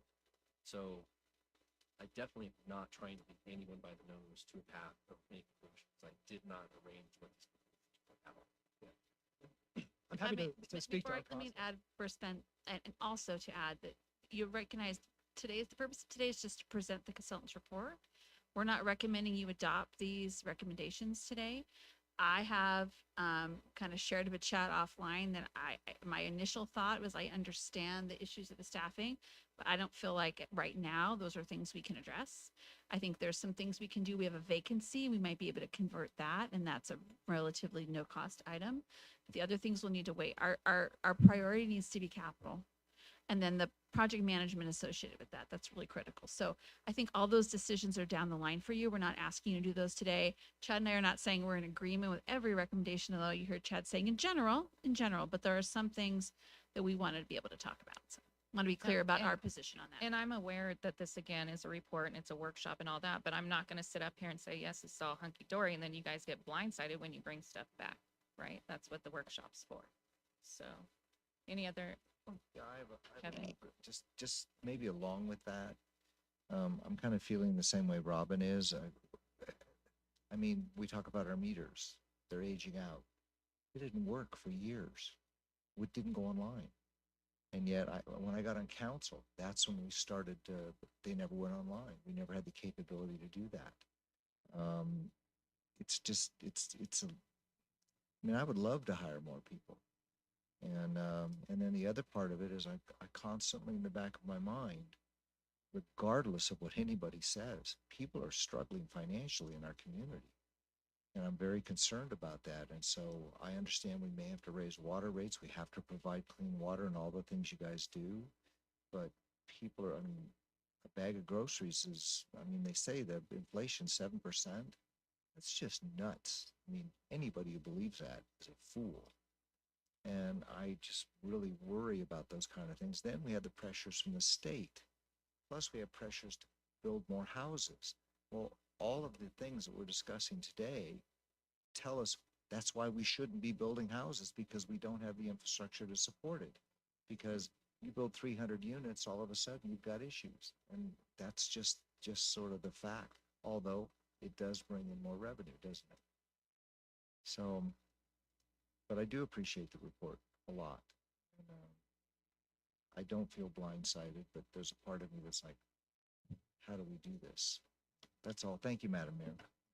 Yeah, I would just add, this is something that when the rate study came up, talking about whether we should or should not do a rate study, that I had definitely wanted, because I spent a long time talking with Andy previously about where we are, what can we do, where have we been, and this was one of those things to get another party to look at what's the true status, right? Like what is the data, what are the facts, can we compare, are there things that we could do, is it operational that there's something that we can improve, because we've got all these water mains and lines breaking. They are eating up our money in the water fund. It's at some point there won't be funds to fix them. And so when we look at what are we going to do for long-term planning, I wanted to have as much information on the table. And I know, for example, with our sewer fund, we didn't have to raise rates. Sewer could be adjusted down if water goes up. There's a lot of things to look at. But when that rate study came, I didn't feel like we were ready to do that yet. I wanted more information to have a better picture. I always want to be able to answer to our residents, right? Like every single rock has been overturned. And I think what you're alluding to is that need of still eluding, overturning everything so that we can make the best possible decision for our residents and for long terms. All right, I think that will conclude our discussion. Thank you so much for coming and your presentation. We're going to go on to the next item, which is a review of findings and recommendations of the Temescal Avenue Circulation Study. And then this is also going to be our Public Works Director. Thank you, Madam Mayor and Council. The next item is could be discussed by our city engineer, David Gilbertson, and his team. Basically what had occurred is there's commonly requests every year, especially at the beginning of the school year, which will happen pretty soon, where we get inundated with a lot of calls from parents and schools because of traffic issues related to Temescal Avenue and the fact that we have 3 different schools, elementary school, high school, and a junior high, all on the same street within a couple blocks of each other. So it becomes a very interesting time for driving the area, whether you're dropping off in the morning, you're picking kids up in the afternoon. And the common question has been asked, and is what can the city do? What can be done? Or even what can the school district do? What could a partnership of the 2 groups do as far as doing anything? And so one of the recommendations that the city manager wanted to do was, let's just do a study. Let's look at this individually. Let's figure out, let's throw every idea out there possible, regardless of the cost. If we were to do something, what would we do and how would we do that? So we engaged RKA to get a proposal to do a study of this area, to look at it and basically put no limits on it, saying what, if anything, regardless of what it might touch, whether it's trails or, they're talking about sidewalks, whatever the crazy words are that we don't normally talk about in the residential areas. What is it we could do to improve traffic flow for vehicles, pedestrians, folks being able to get out of their homes when they're trying to, because the traffic is backed up. So it was really a whole house. What could we possibly do? And so Dave and his team looked at this pretty significantly in detail to try to figure out what could be done, and came up with ideas both on-site and off-site, both at the schools and in the public right-of-ways, and what could be done to potentially improve the traffic flows. And with that, I'll turn it over to Dave and go from there. Madam Mayor, I just have a question. Did this go to Streets and Trails at all? Yes, we took this to the Streets and Trails Commission. Yeah.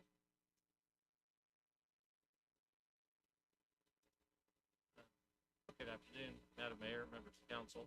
Thanks, Chad, for handling the introduction for me. Just to highlight a little bit more, the 3 schools in question are going from south to north on Temescal Avenue. There's Norco Elementary School, Norco High School in the middle, and Norco Intermediate School in the north end.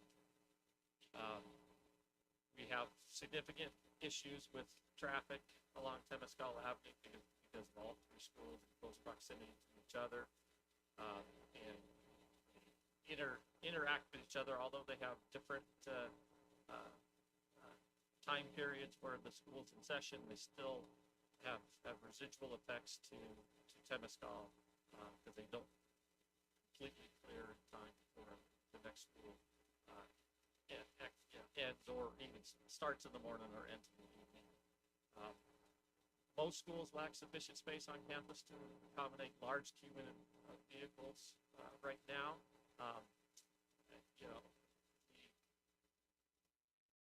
queuing of vehicles, they're the way people or parents take their kids to school now has changed significantly over the last 30 years.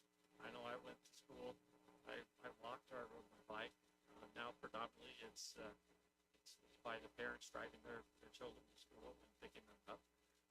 That's another impact of that is schools have much limited bus activity as they have in the past. We looked at each school in the afternoon and in the morning periods. We obtained traffic counts both for vehicles and pedestrians, although bikes were in there too, but that is very insignificant. And based on those recommendations and with consultation with city staff, school staff at each of the schools, we came up with several recommendations for each school. And I'd like to just start with Norco Elementary School and discuss that, and then we'll proceed to Norco Intermediate and then Norco High School. Well, I should say that our recommendations are broken out into on-site school district improvements and right-of-way improvements for essentially within the city public right-of-way. Norco Elementary School. This parking lot and the main parking lot is fairly new. It was reconstructed several years ago.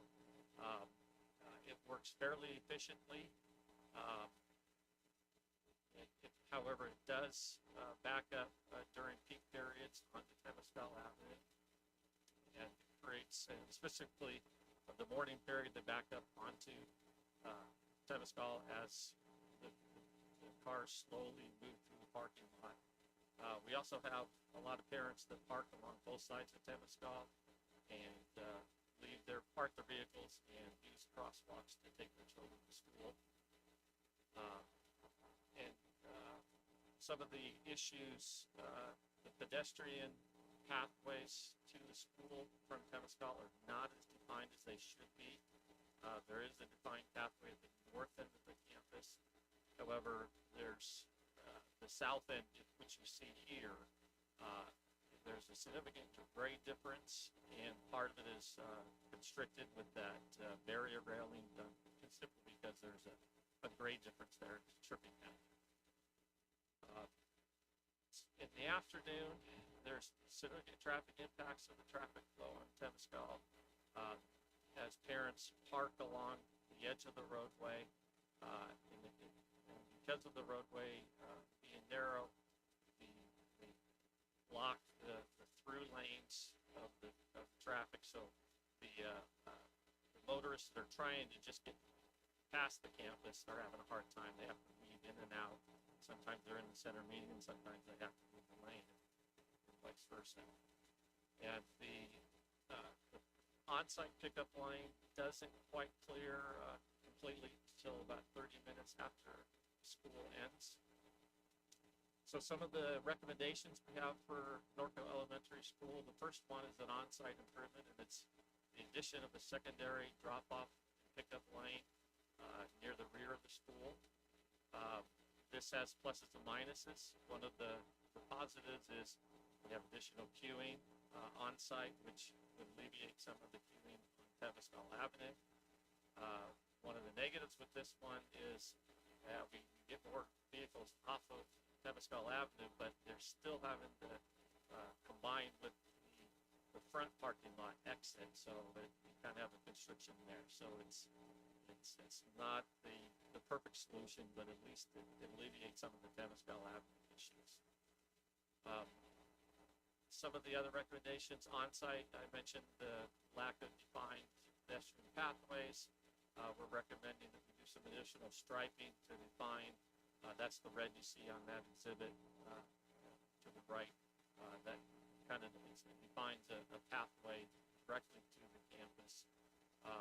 And then in addition, I showed you the constriction at the southerly exit driveway.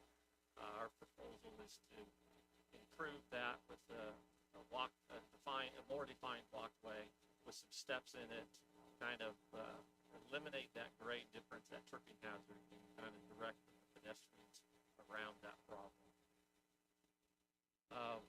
Another right-of-way recommendation would be to add a southbound right turn lane, dedicated right turn lane into the campus.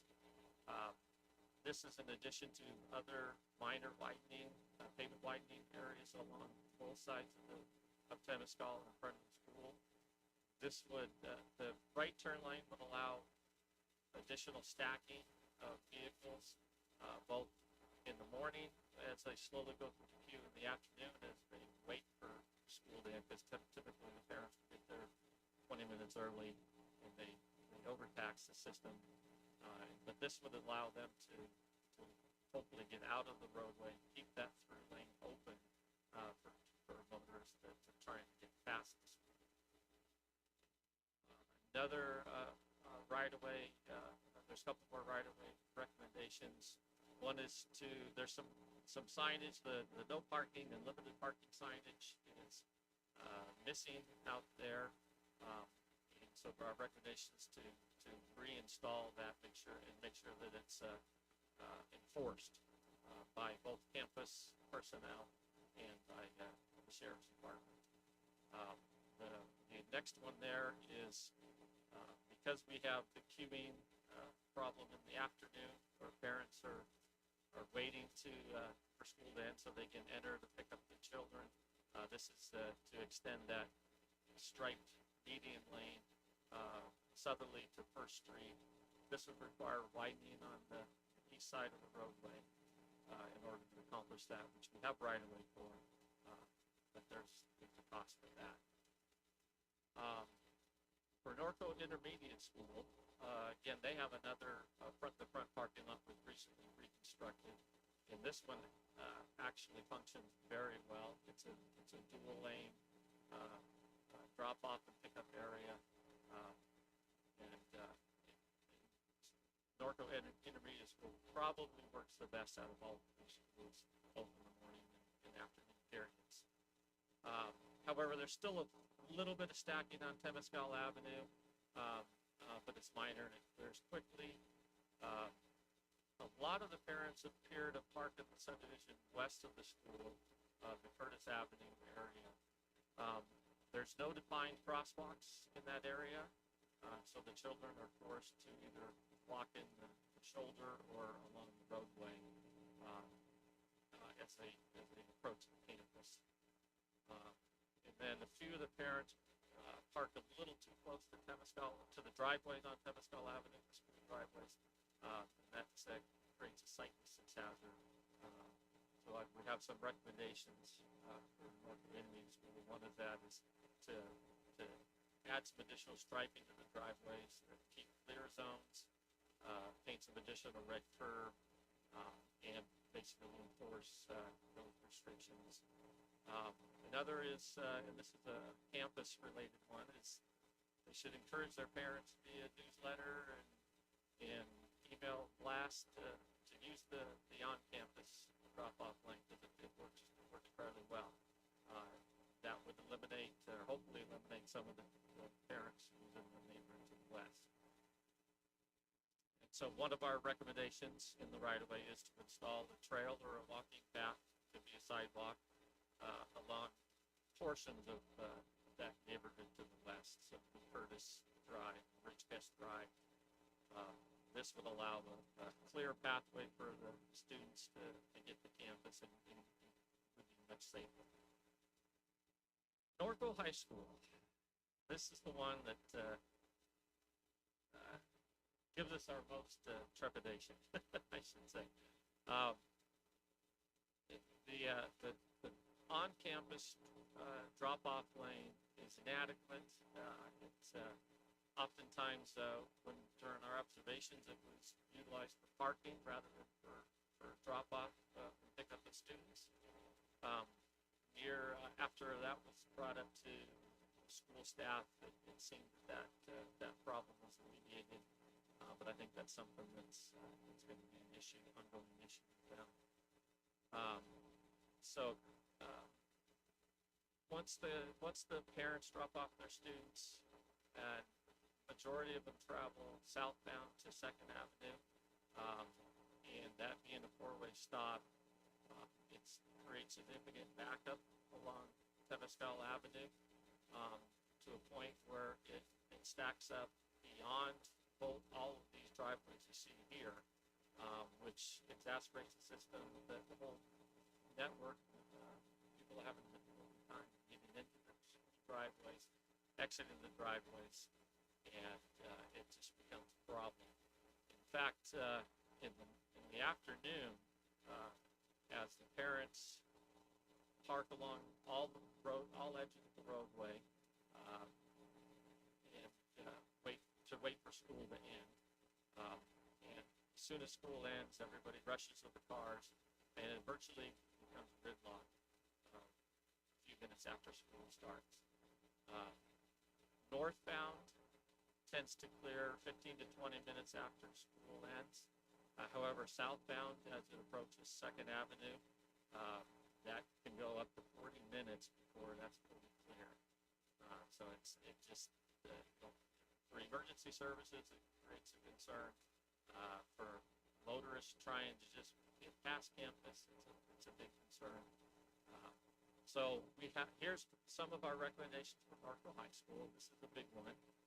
This is on site, and this is kind of a global realignment of the South Campus parking lot to create another on-site drop-off and pickup lane. The issues with this, obviously, is significant loss of parking for sporting events, graduation, those kind of things. But the whole goal of this is to have the parents travel eastbound off the 2nd Avenue and exit off the Temescal and exit onto 2nd Street, and hopefully utilize 2nd Street and Hillside and stay away from the 2nd Street and Temescal intersection. That's the goal of that.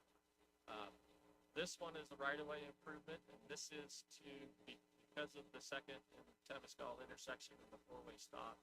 This is to add some capacity to that intersection and actually widen it, and add a left turn pocket for eastbound 2nd as you approach Temescal, and the southbound right turn pocket or right turn lane for Temescal as you approach 2nd Avenue.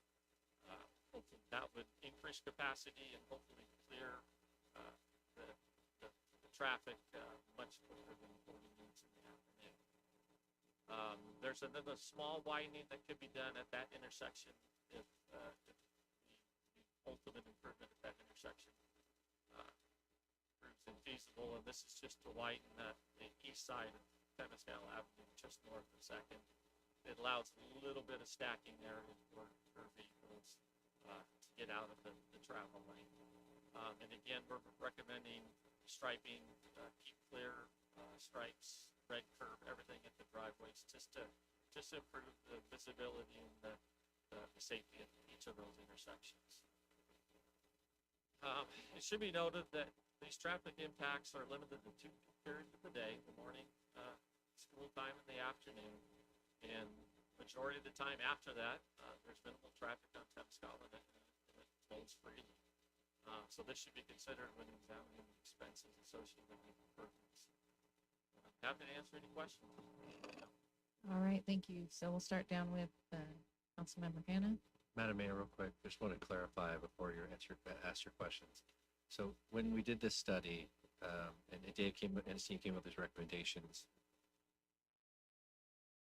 they were anything and everything that maybe could be done, but there's no quantification that we've done in the study that tells you really how much of an impact it will have. And that's why I want to emphasize as you look at these ideas, some are really out there, some of them are maybe low level.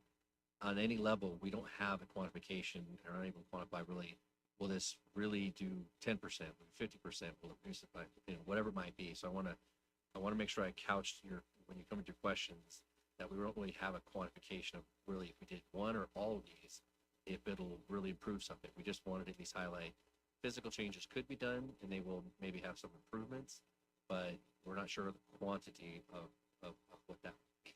So, and also, I should emphasize this before, this study is being paid 50-50 between the city and the school district. They do have this study and they're reviewing it. They haven't come back yet with their comments as far as what they do or don't like in relation to their on-site suggestions that Dave has made, whether they would work or not, or whether they're amenable to that, how it impacts them operationally. We're still waiting for their feedback. So just want to make sure you knew that we don't have the answers related to what the school district was willing or would like to do related to the on-site permits, or if they've come up with other ideas that they may want to include in the report. Thank you, sorry. Hello, sir. How you doing? Over here on the recommendations of the high school on-site deal you were talking about on Second Street, Tim Scale, about some turn lanes.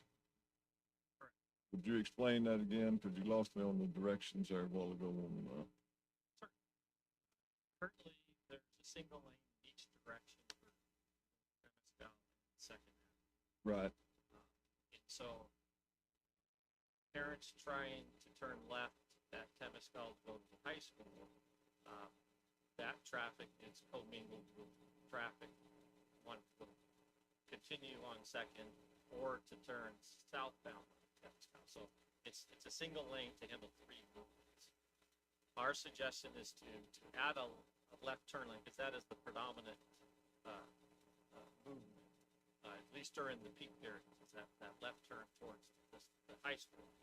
So it's to add a lengthy left turn lane, so it would basically double the capacity for eastbound Second Street as you approach that intersection. So you have a defined left turn lane, and then at least the through traffic in the right turn lane towards the elementary school would be shared. So it should help the capacity and the efficiency of that intersection. Same thing with Temescal or southbound, is the majority of that traffic wants to turn right and go west on Second once they leave the high school campus. So we want to define a dedicated right turn lane to allow that to happen. And then the southbound, the through traffic going southbound, and if there's left turn traffic wanting to go east on Second, that would be shared. But again, it would be an increase in capacity at that intersection to allow more cars to stack and get through the intersection.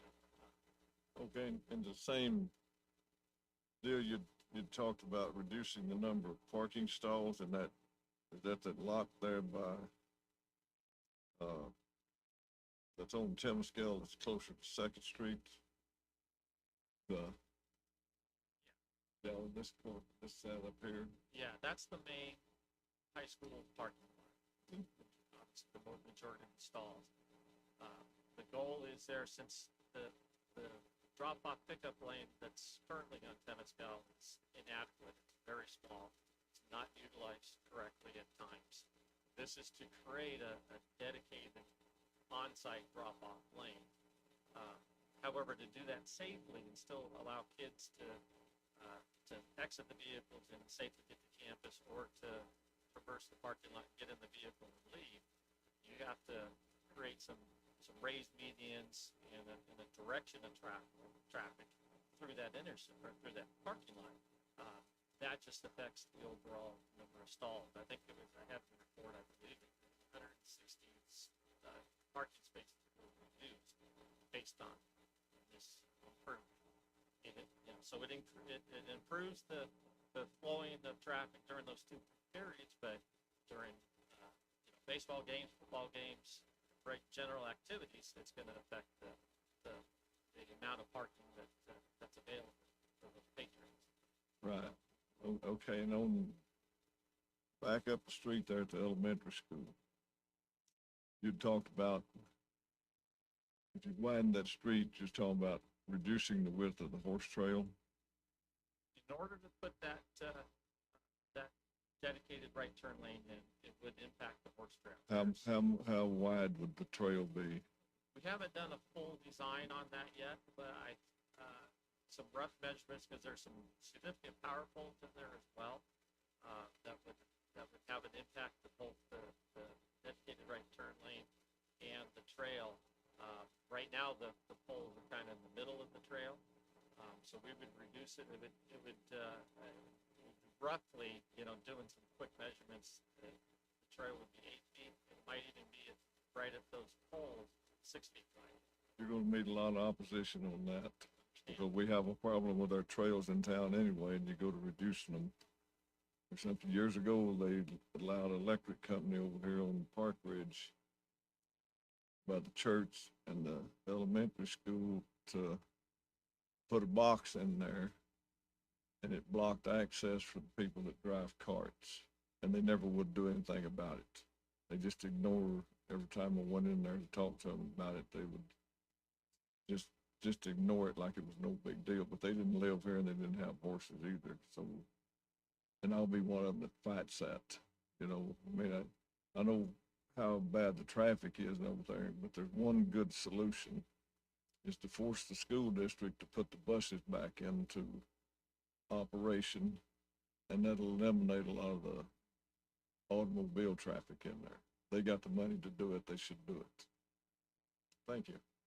Councilman Hannah, I do want to also emphasize that the Stuck Commission was not in favor of any of the recommendations that impacted the width of the trails. The Stuck Commission was not in favor of any of the recommendations that impact the trails in the study.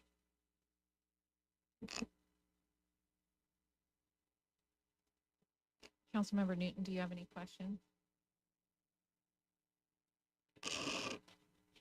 Afternoon. Well, with Norco L, I look at that one. It seems like they can solve their own problem with restriping that rear parking lot. Would alleviate a lot. I'm like with Berwin, reducing trails. Not in favor of that. But question is this: so this report is being reviewed by the school district. Is it just their facilities division right now leafing through it, or are they, how long have they had the report? They've had it for about a month. And no response yet? I talked to them a week ago, and they're still in the process of reviewing it and coming up. Okay. I believe Potentially. Okay. So, knowing that schools are sovereign nations, right? And basically, and when you build a school or do improvements, does a school or a school district have to take into consideration any traffic mitigation? Yes and no.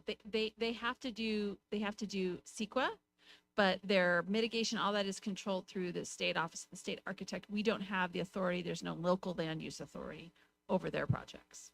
Okay. We have the opportunity to prepare a letter to tell them if it's in compliance with their general plan. Correct me if I'm wrong, right? But that is it. So there's no other, we have no other authority. So you couldn't require the school or the school district to pay for the cost of widening a street or striping a street or anything like that? my other agencies that I've worked with, results have been mixed. I've had comments raised on school improvement projects that have been completely ignored. I've had others that they've reviewed my comments and my requirements and said, great, we agree. Is the city going to pay for it? Yeah. Very rarely do they, and they like to use the term, well, they usually have a bond issue and they like to say, well, the bond issue can only be for on-campus improvements. Nothing can be right. And who gets the lion's share of our property taxes and who's got the biggest reserves today? It's the school districts. So, kind of anxious to hear Robin's. You know more about Norco High. On Norco L, I get my report from Norva Williams on the complaints on the traffic blocking her road. And I'll give you credit though, Chad. You have every school right now blocked with construction projects that I don't think you'll ever be able to sell doing any road improvements to a school after they try to get through these next few months. So I think there was a method to your madness. So, thanks. Appreciate it. Councilmember Alman, any questions? Yeah, I have 3 questions and just one overarching comment. In terms of cost-effective things for the city, just as general, I'm supportive, right? If it's curb painting or signage or restriping, if there's basic things that we can do to improve the situation that are not millions of dollars, painting signs, great. Enforcement, if we communicate, coordinate with the school so that families are, it's communicated with them, then enforcement will happen before anyone starts getting ticketed. Question, is there any widening in the report that can be done with just striping? Whereas there's already, some of our streets there's kind of more space. Is there a shoulder? Is there sufficient space? Or do all of the street widening or turn lanes require encroachment on trails? All of the requires pavement improvements. Not all of them are impacting the trail. Okay. The one in Norco Elementary School, obviously that impacts the trail. The addition of the turn lanes at Second and Temescal, that affects the trail. That's on the west side of Temescal, north side of Second. So that impacts that. That one also potentially has right-of-way issues. Require acquisition of additional property to make all that. The one on the south side, just south of the right-of-way there, but it does take pavement line. Now, Chad is currently doing street improvements at Second Street. It's affecting a little bit of that, so some of that's already going to be done, but just a small portion. But this one is one of the widening projects that isn't costing a whole lot. Okay. Then I would be interested if it's again like cost effective, if it can be done. We don't need to take people's property. We don't have to impact any horse trails if it makes sense to alleviate traffic. And crosswalks. What's the process for adding crosswalks? Just painting crosswalks? I could go out there and I could paint one tomorrow. Yeah, I think the crosswalks they have, specifically the ones right at the campus, have crossing guards at them, and they work efficient. We have warning signs at each one, flashing warning signs, so I think we're fine. Kind of creating other paths of travel for the students. I think just number one, it adds crossing guards, because I wouldn't recommend that you guys go without additional crossing guards, so that adds to the cost. I'm sure the school, I'm not sure if the crossing guards are split it, so there's a cost impact there. And I think the way they're shown now, or they're present now, they look efficient. I thought I saw in one of the areas there's kids crossing through a parking lot, I think at Norco L, where there's not a crosswalk. Yeah, but that's more just on-site. Okay. Through the parking And weren't there lot some and kids finding crossing in different residential areas where there's no crosswalks Well, at Norco anywhere? Intermediate, paved area, neighborhood west of Mm-hmm. the school. The parents drop them off or pick them up, so and then to utilize the crosswalk or the crossing line. So our recommendation is to add either a walking path, either a trail, a sidewalk, or a teaching path, something to have a defined path of travel. Okay, and this might be a question that I need to bring up at the end of the meeting, because looking at some of our schools around our city, there are crosswalks to get from campus across the street, but then as kids are walking, there's no crosswalks literally anywhere else. And so they're just, they can cross at a stop sign, but there's no like marked crosswalks, or maybe that's part of our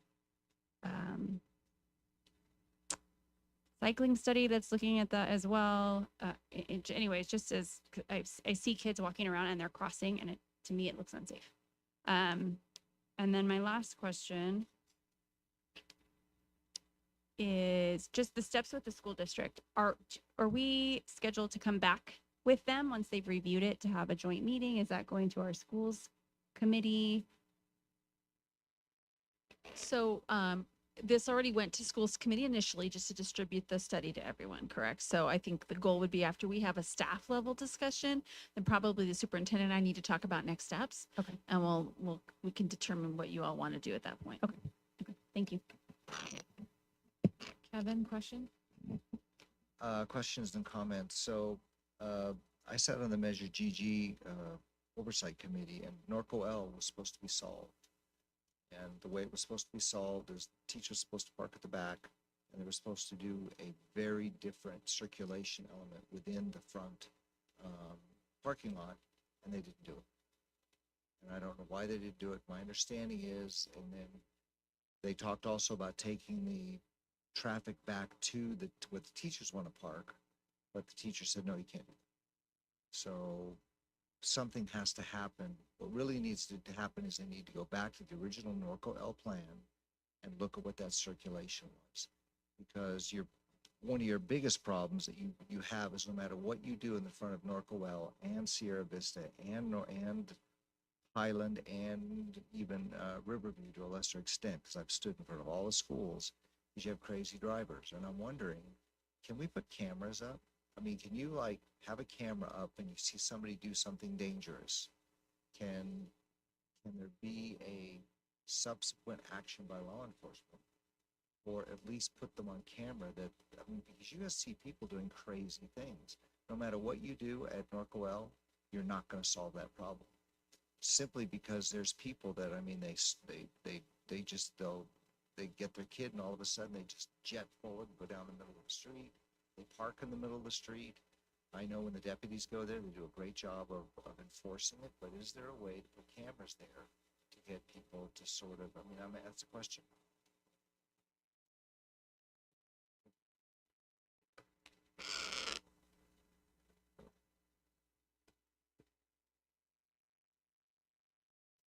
Just off the top of my head, I know that for an infraction, which would be most of the traffic violations around the school area, we would not be able to issue a citation just based on what we see on the camera. To issue that infraction, it would need to be in our presence. Well, I'm just curious if maybe it would be deterrent or something like that, so I'm just kind of wondering. Thank you. Cameras, in terms of the buses, I'm totally with Berwin, but I was just at a board meeting, and what they're saying is they have no money at all. They have no money in the school district. I know it's not true, and the truth of the matter is we all know they spend that 52% of every tax dollar very well. But the truth of the matter is that do buses. That's, you know, when these schools were designed, Norco Junior High, Norco Intermediate 57, Norco High 69, Norco L in the 60s, I don't remember the date, they had buses, so it wasn't that much of an impact. I mean, they're all within a mile of each other. But I don't think buses are going to come back. So maybe one of the other things we need to do is politically go to our district rep, Stacy Nicola, begin to pressure her. I mean, the truth of the matter is she's just as upset about this and aware of it as we are. And maybe if we just start pressuring her and saying, look, you guys need to solve this problem. We want to work with you. But why wasn't Norco designed the way it was supposed to be done? By the way, when we were designing that, Stacy was also on the Measure GG board. And the SHIT hit the fan because they didn't do it the way they were supposed to do it. And to this date, we don't know why, because there was a change of staff.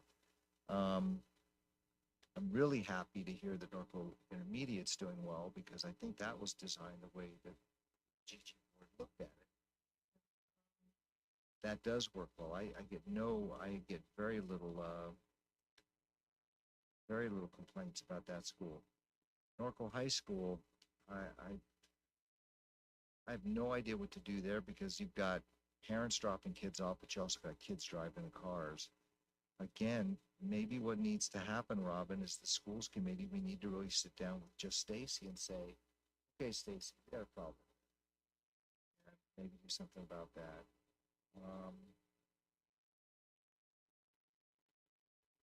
Again, crazy drivers. What would it, Norco L is the biggest problem, but I know Norco High School is a big problem. What would it cost to bring more deputy Because really, when that cop car's sitting there, all of a sudden, all the crazy drivers drive nice. And there was a lady who used to drive a Volkswagen bus years ago. And I know Norva, we used to sit there and watch this person. She was insane. But when the deputy sat there, she was the kindest, nicest lady. And she'd wave at the deputy and she'd talk real nice. But otherwise, she was just nuts. So Kevin, is that something we look at? interrupt you for a minute. Yeah. Because years ago, I stood out there 3 or 4 times with a deputy, and we had a contest on who could jump the farthest to get out of the way of them crazy drivers. Well, I was with a better deputy. I don't know what the deal was. But is there a possibility that, well, maybe our new motorcycle cop? So Lieutenant Franzic's intention is that our new motorcycle officer will be activated next week. Right. Kind of coinciding, not intentionally, but with the start of school. And there will be quite a bit of enforcement. That will be a priority in the mornings. And so on the motorcycle, there's a lot of ability to get between the cars and around the cars. And that isn't the intention, to have them, that be a big part of their role. But obviously we don't have the resources to, no community is dedicating resources every day to do school traffic enforcement. As you've noted, this problem is really our parents, a lot of the crazy driving issues. But we are going to work on that. I'm sure we'll get lots of calls and complaints. And I've told the lieutenant and the team that I will welcome those calls and complaints because it's the right thing to do. So we need to do it. All right, by the way, are we going to do an announcement just off the topic and announcement? Yeah, we're going to do top stories next week. To let people know that beware, we now have a, We are going to make an announcement, but frankly, we have no obligation to forewarn anyone. We have an obligation to enforce the traffic laws today, right? It's So not that I want to forewarn them. I just want to just say, we're going to okay, share all about, you- we're excited about it, yes. Yeah, all you people that run stop signs right in front of Correct. me, I want you to know, I'm hoping that guy, have you seen the motorcycle? Looks like a Batman motorcycle. It was great. It was there last night. Did you guys It all is so see it last cool. night? Ultimately, I think Berwin hit on it. When the buses went, all of a sudden, there's just so many cars, and that's really the problem. You were going to say something? You got up? Oh, okay. Anyway, I think your suggestions are good, but truthfully, as Chad said, what it really comes down to is you've got a small group of insane drivers that just feel that they aren't beholden to anybody and they do whatever the heck they want. I do think Norco needs to do what they were supposed to do, and I think somehow we need to pressure them to do that. I don't think driving deep into where the teachers park is wise, because anytime you're crossing where kids are going, you've always opened yourself up to something. But I do think that parking lot needs to be reconfigured in such a way, but I'm not sure how to do that. Thank you. That's all I have, Madam Mayor. All right, thank you. I don't have any questions. I'm familiar with the situation. We do have public comment though, correct? So I think you're done. Our first speaker is Mike Williams. Thank you, Madam Mayor, council staff. I know we're running out of time here. I'll make this real quick. It did come in front of Stuck, and we didn't get the minutes back yet, so I'm going off memory. What we were in favor of that sounded the best to us, as I recall, was the roundabout going out behind the school, coming back through there and keeping as many parents off the street as we could. Councilman Hanna hit it right on the head. You're going to get a lot of pushback on narrowing trails down when everything else in town is trying to go back to 12 feet where it's reasonable to do so. Taking trails away, we were all not in favor of. One thing we did say was there was a possibility of moving the trail to the other side of the street. I know that's been done before. I know that's a lot of work and a lot of effort, but that might be an answer that you can consider going forward. At the intermediate school, the only thing that, like the gentleman said, the traffic was a little bit easier there. It's not quite the problem that the other schools have. I do remember them bringing up making room in the residential areas. I know that if I lived in a residential area and they did that, I'd be jumping up and down. They've got enough trouble already. So I was, and I think many of us were not in favor of having students even crossing the street right there. Moving crosswalks, for example, getting away from the school a little bit. The high school, One thing that I recall was we were talking about having all of the ingress off of Temescal and all the egress on the second. So we would go all the way through the campus, come around and come back out. Might be an answer. Councilman Bash is right. It raises liability and everything in the parking lots out there could be a problem. Something that hasn't been mentioned was right turns only. You've got right turn traffic only, it will keep traffic flowing a little bit easier. Might be something to consider instead of everyone coming out of the campus, making a left turn, traffic is stopped, turning off the street, turning left into the campus, traffic is stopped. Whatever you can do to mitigate and keep the traffic flowing is going to help with these situations as well. Our next speaker, Bill Naylor.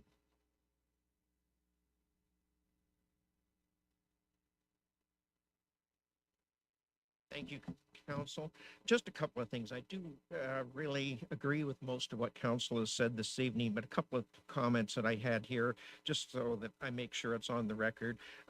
Definitely against any taking away or narrowing down of the trails. I'm concerned, and I can give you two suggestions on that. One, over by the elementary school. They were, too bad I don't have a picture there to show you, but if you're going to spend money, widen the street to the east, and that way you won't have to take away on the trail side. You can still you can put that extra lane in next to the trail if you want to, but you'll need to bring the trail east, or the street east a little bit so that you'll have the room to do it. It's really wide there by the school, but it narrows down as it goes towards 2nd Street. The other same concept would be at the intersection of Temescal and 2nd, where they're coming from the high school. Instead of narrowing the trail down to 5 or 6 feet, now I know they wanted to put kind of a parking area on the other side of the street, but if you widen that street out a little bit, you wouldn't be having to take away from the trail. The last area or a couple of areas I had here is, I agree with, we need the buses back.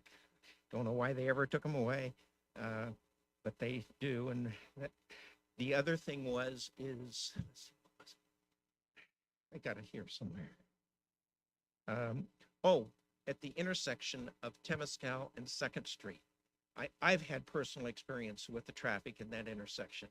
And the biggest problem that I ran into was because it's a 4-way stop, the kids cross with no regard to the traffic at all. They just cross. So you're stuck there, even though you could go if their kids weren't there. The cars would allow. So I don't know if a crossing guard there would help for that half hour or 45 minutes would help with that. So instead of having the kids blocking the intersection, that would just maybe something to think about. Thank you. I have no further speaker cards, Mayor. Thank you very much. So we'll bring it back to council for discussion. I do want to say that after school, there is one crossing guard at the corner of 2nd and Temescal, usually standing underneath the pepper tree in the shade. So, but they're there. So, any other comments or discussion? Yes. One's directed to you. That you've mentioned in some of our conversations that school population is declining.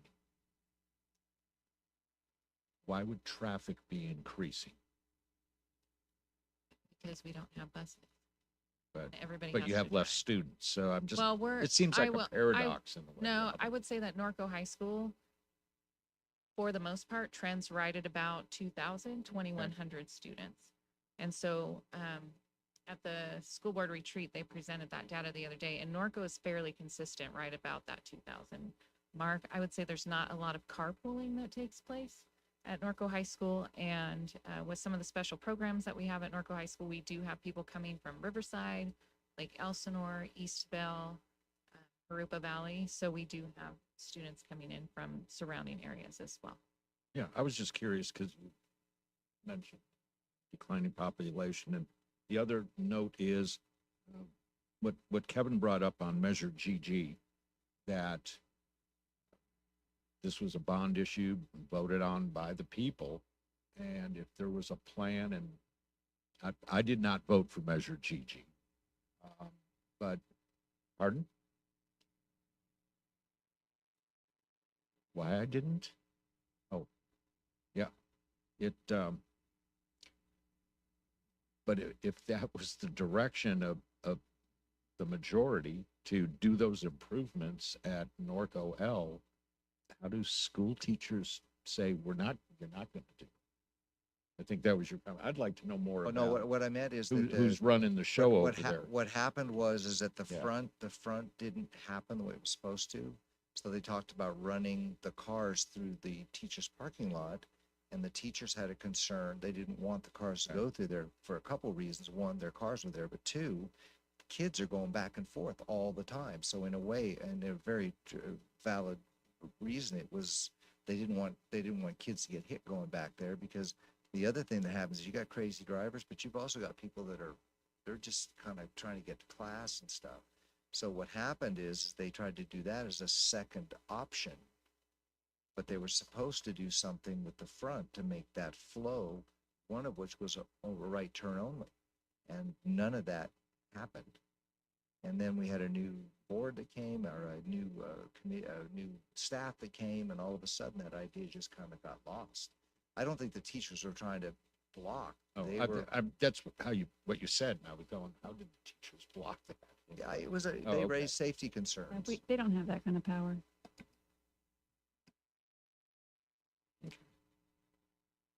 So I was just more curious on that Measure GG, and obviously, that's it. Thanks.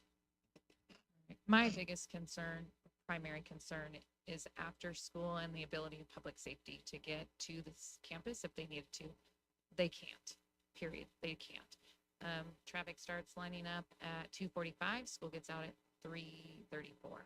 So, we can take it for what it's worth, but if there was ever an emergency at Norco High School between 3 o'clock and 4 o'clock, Yeah, or the neighborhood surrounding, Yeah, which the it's- report says. it's going to be a mess. So that's why it's a concern for me personally.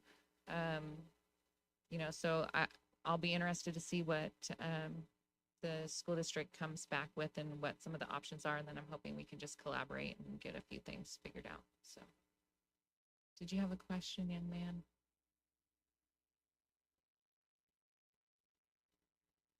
Mm-hmm.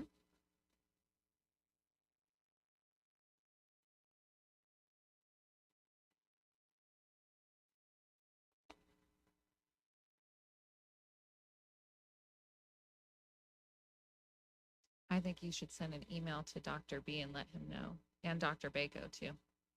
Give them your idea. And don't get rid of the tennis courts. My daughter Yeah. played tennis. Don't do that. There are students practicing tennis right now. Girls tennis season starts when fact, they have school the- they starts, have- so got to be They have the careful. biggest team they've had like in 5 years, so be very careful. So, but for sure, Dr. Bako and Dr. B, send your email in. All right, If I may, yes. Oscar is one of our new youth Yes. appointees. He is the appointee to the Measure R Citizens Oversight Committee. So welcome. He's going to be starting. Awesome. If I can just add to on that, the issue at the high school and the access, on all these, one of the ones that I found intriguing in terms of the recommendations was these addition of the keep clear zones. So really what that would do is prevent the queuing. Parents would be required to be moving. So this whole wait 45 minutes before school thing, it would need to end. So I find that interesting. And again, one of the ideas that Chad and I and Dave kicked around is sort of trying some of these things and see how they go, right? They may be really effective. They may flop. They may do nothing, but we can at least try some of these things that are not expensive. The other thing I just wanted to acknowledge, I know we've talked a lot about the school district today, and there's always a little bit of a challenging relationship sometimes with the cities and the school districts just in general. We both have our own constituencies and our own constraints. So, but I want to acknowledge the board and the superintendent for agreeing to partner with us and pay for this study. They split the cost with us. So really appreciative of them being open to doing that and willing to collaborate on some solutions. So I'm hopeful that we can, in those conversations, work together on some of these pieces. Perfect. Then with that, we are going to go ahead and adjourn at 6:23 to close session.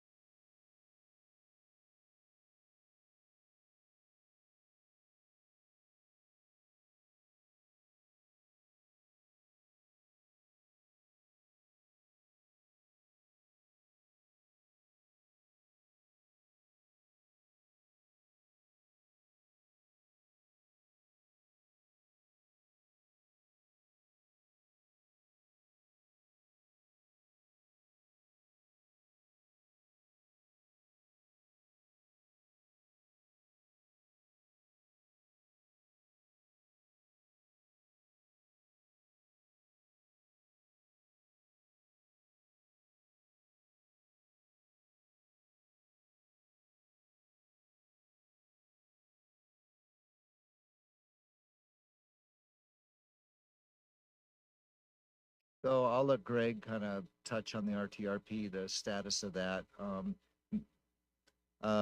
So what we're doing now is we're actually doing a lot. Actually, Lori's doing a lot, staff. We are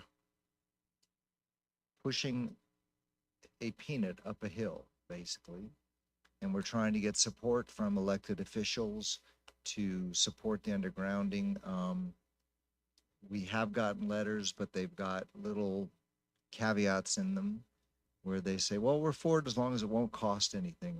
I mean, it's a little bit frustrating. I had hoped to get a meeting with the supervisors and they would unanimously support us. I actually went to each one of them and was told they would do so. Now, for some reason, they're kind of backing off. But we do have a lot of support. Now we're just kind of under the gun.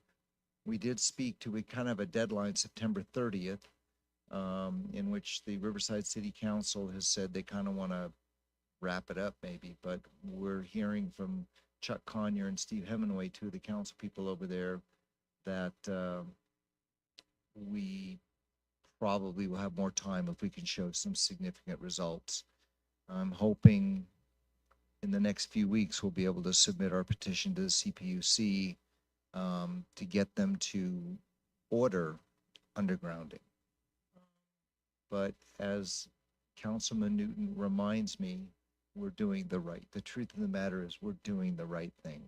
It's costing money, but we're doing the right thing. Those lines should go underground. When you look at the ridiculous report that was done justifying that, it's just absurd. So I'm kind of proud of the fact that we're doing that. Win or lose, and I want to win. And then the other thing I'm just spending my time on with Bill Wilkman is we're doing the response to the Keeper of the National Register. It's a friggin' nightmare because it's like we're just answering nonsense. It's nonsense. It's just nonsense. But the problem is to answer it, you've got to write 20 pages of background. So I think we're going to have to make some kind of a decision to maybe stand up to the keeper, because what do we have to lose at this point? And that's all I have. Thank you, Madam Mayor. Councilmember Alleman? Yes, on July 20th, I attended the Northwest Mosquito and Vector Control District Board of Trustees meeting. It is mosquito season. Again, just the best way to keep yourself safe, use bug spray and make sure that there's no standing water on your property. If you know of any large bodies of standing water, like a green pool, you can go to Northwest Mosquito and Vector Control District's website to put in a request for a visit from technicians who can take care of any large bodies of water that may have been breeding mosquitoes.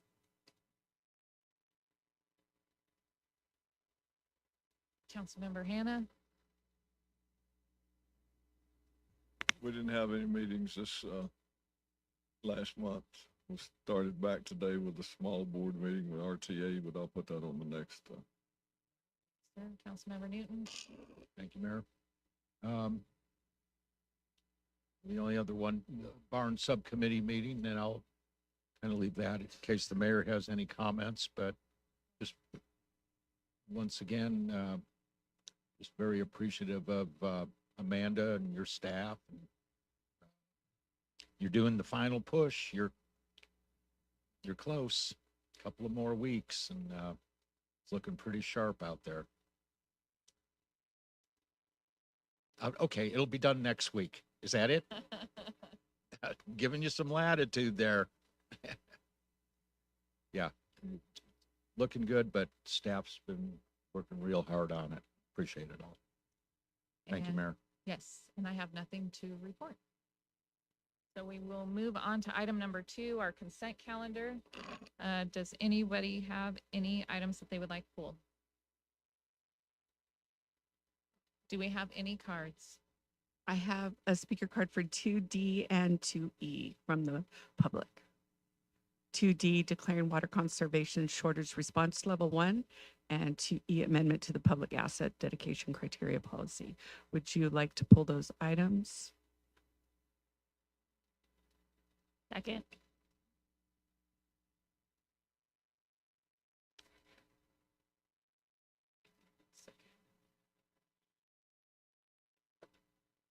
And please vote.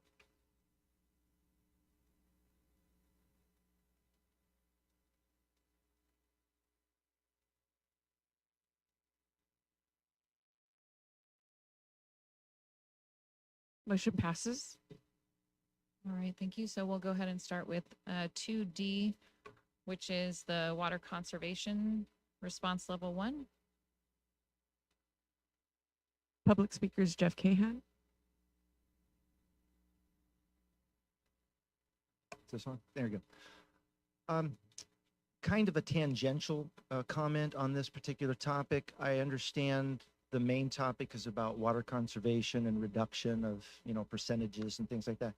This is a rhetorical question, but didn't we used to have a water portal where the public could measure their personal usage at a daily and hourly level? I say that's rhetorical because I know the answer is yes. So I'm looking at Chad. Do we know if that's ever coming back, if it's on a schedule sometime? Because I'd like to know what my usage is so that I can cut back if I need to, or at least measure how much my sprinklers are going. Is that? I think it's active now. Is it? Yeah.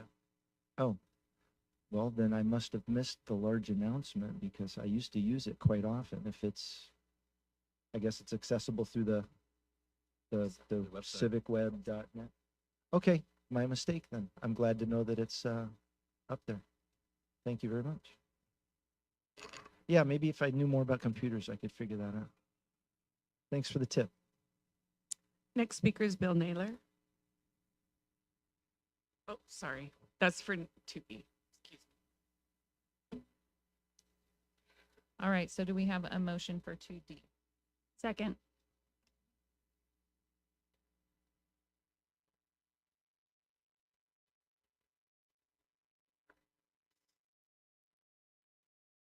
Please vote.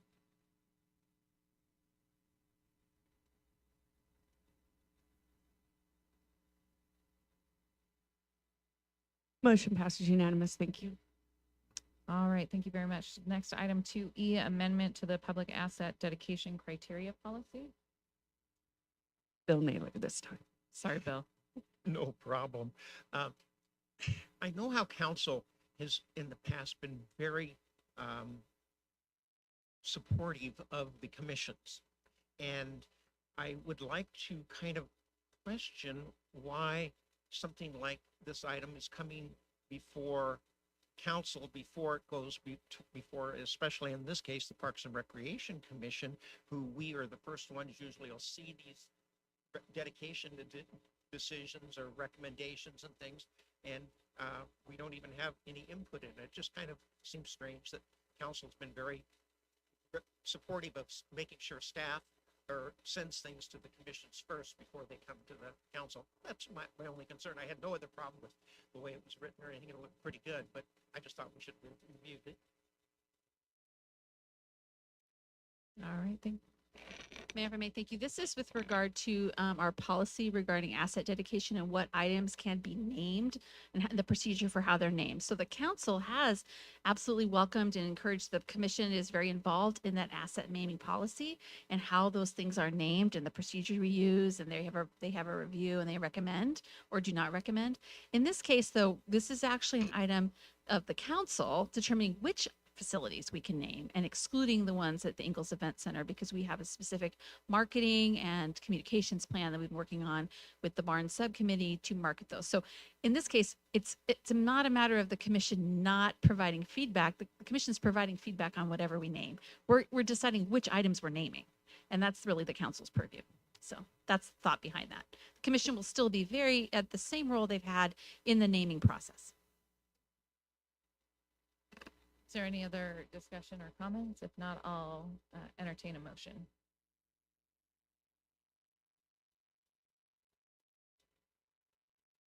Please vote.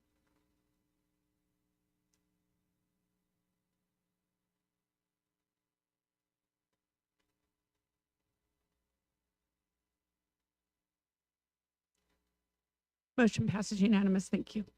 All right, thank you very much. So then we will move on to item number 4, which is our public comment.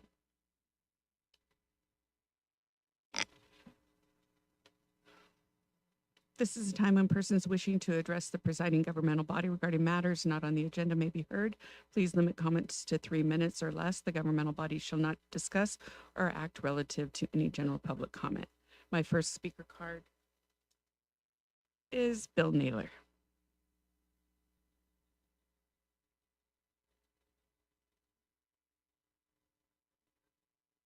Thank staff for responding to a work order that I had put in because I'd received several complaints from residents in the area of, I think it's Broken, Lance, and the 5th Street, and where they were concerned that shrubbery and was blocking the stop sign, and people could not see it from a reasonable distance away. And then also, since there's a horse trail that comes on from the blind side there, they were concerned that horses might run into a problem trying to get across the street, especially if a car didn't see the stop sign in time. I do want to thank them for getting out right away and doing some trimming, although I did receive additional comments after that, that the clearance was still questionable. And they did some research and told me that according to this, I guess, federal guidelines or whatever it is, that the sight line clips feet from a stop sign so that you'd have time to stop. And I'm just suggesting that we get back to getting that taken care of, because I hate to see us have a car accident or a horse accident at that intersection. The second item that I had is I was just advised last night that the Stuck Committee is going to be, or Commission is going to reschedule their meeting for not this coming Monday, but a week from Monday, which is the same night as our Parks and Recreation Commission meeting. And I was kind of surprised that we would have two commission meetings in two different parts of the city hall at the same, pretty much the same time, 30 minutes difference. And a lot of us like to try to hit both meetings, and it's pretty hard. But also, it sounded like the Stuck Committee is going to be getting some report on the cyclery report that came in. And I think it would be very beneficial, actually, for the Parks and Recreation Commission to hear some of that information. It might be a good time to combine those two meetings into the one meeting, that since it's the same night. But that's just a thought. Thank you.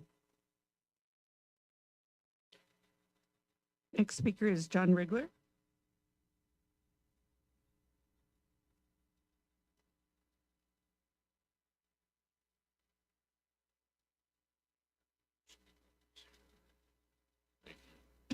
Mayor Grunmeyer, members of the Norco City Council, city staff, and citizens. If I can be so bold as to ask all of the rural members in attendance to please stand with me in recognition of what they do on a regular basis. On a regular basis, we give back to the local nonprofit groups in an effort to help promote their activities. This year was what I felt was a huge success. The amount given back this year was well in excess of $4,000. You look around the room, they don't know you're standing.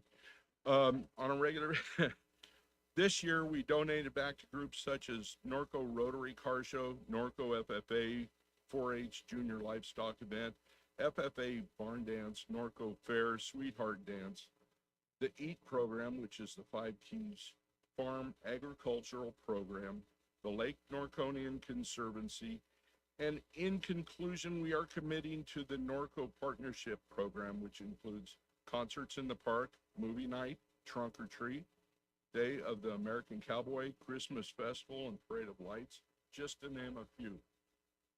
The donation to the partnership this year is in the amount of $1,000, and it's exciting to us, to say the least. I believe the city has designated somebody to. I think Michelle will take your Michelle? money. Yeah.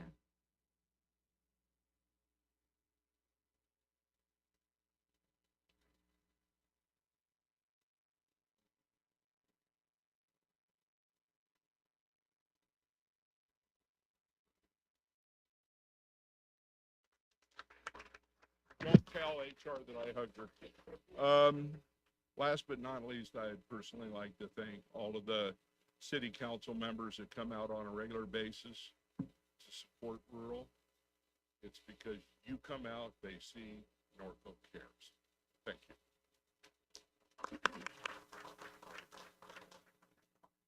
Our next speaker is Bonnie Slager.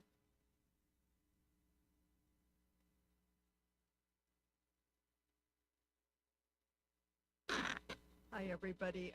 Fare button time. I do have fare buttons. They're only $15 in advance. They'll be $20 at the gate. So get your fare buttons. I already got all council member Newton's money, I think. So just the rest of you, all of your money. That's what I was told.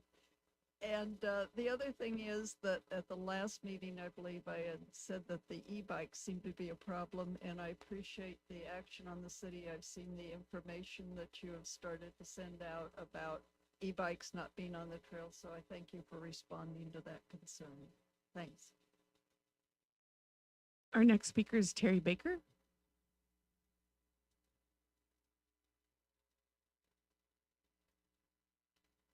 Good evening, Honorable Mayor Grunmeyer and City Council members. I'm here tonight to ask for your help in appealing and reversing a decision made by the current Public Works Director in regard to the new vinyl fencing that's being installed throughout Norco and recently at my property blocking a much-needed parking spot.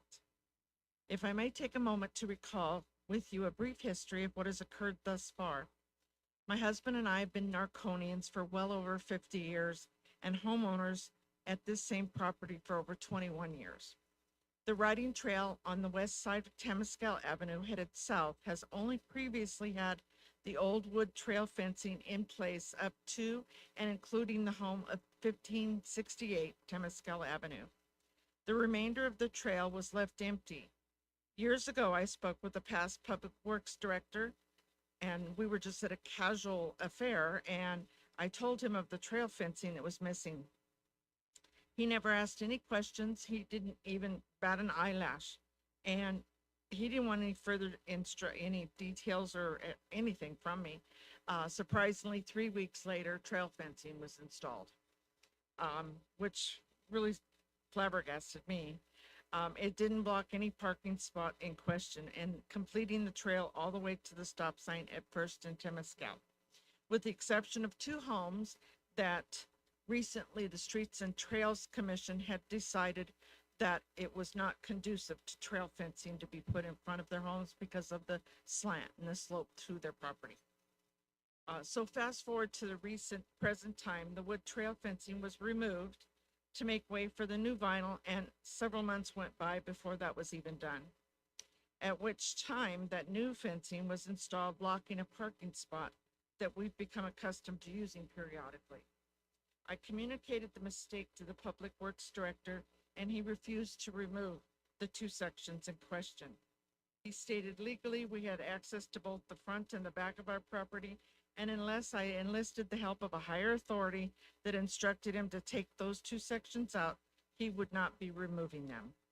And if we tried to remove them ourselves, he stated, he could prosecute us for destruction of public property. I did agree that that would be what that would be considered.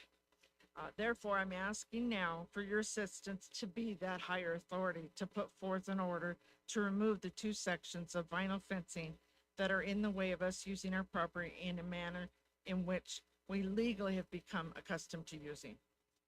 Thank you in advance for your time and your quick attention to this matter. And as a fast note, I've emailed the plight that I'm going through to each and every one of you, of which a couple have responded to me. So I look forward to getting a resolution to this quickly. I have no further speaker cards, Mayor. All right, thank you very much. So we'll go ahead and go on to item number 5. So I would like to announce that item 5A is being continued by staff to August 16th, 2023. There will be no discussion at this time regarding this item. So moving on to number 6, we have 6A, confirming the report of costs for the spring and fall weed abatement. So that's going to be our Battalion Chief, Paul.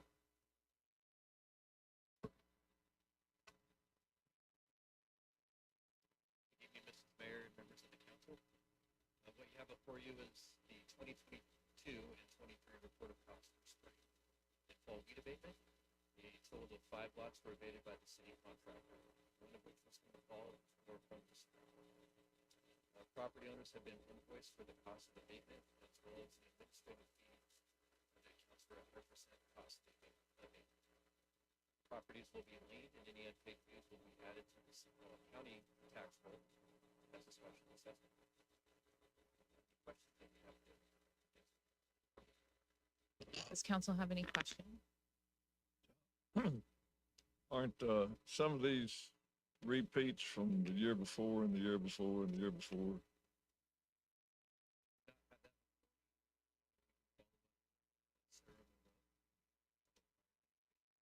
They look, some of those names look familiar from years past. Thank you. Any other questions? Evening. Some of these are repeat customers. And every year I always object that these fines aren't enough because we're just a landscaping service.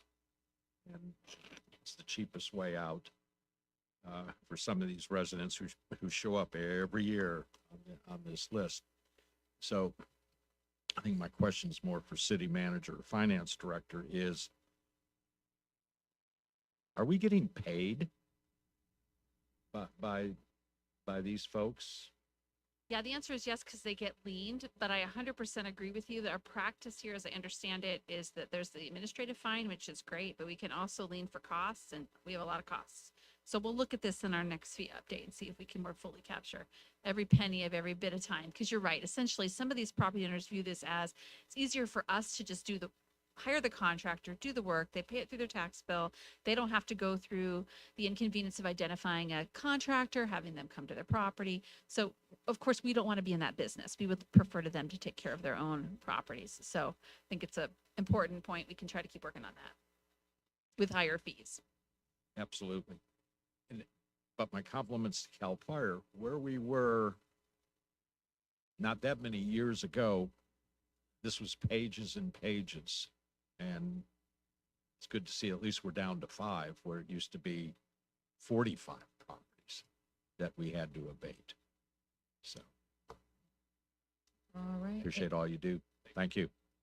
Any other questions? All right, thank you, Chief. So I'm going to go ahead and open the public comment. Do we have any cards on this item? I have no public speaker cards on this item, Mayor. Okay, I'm going to go ahead and close public comment and bring it back to council for discussion and action. Any discussion? You want to say that? Okay, into your microphone so people. can Second. hear you. Motion to accept and approve.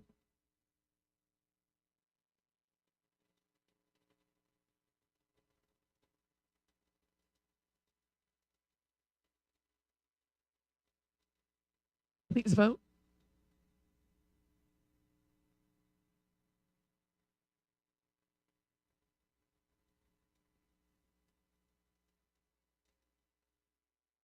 Motion passes unanimous. Thank you.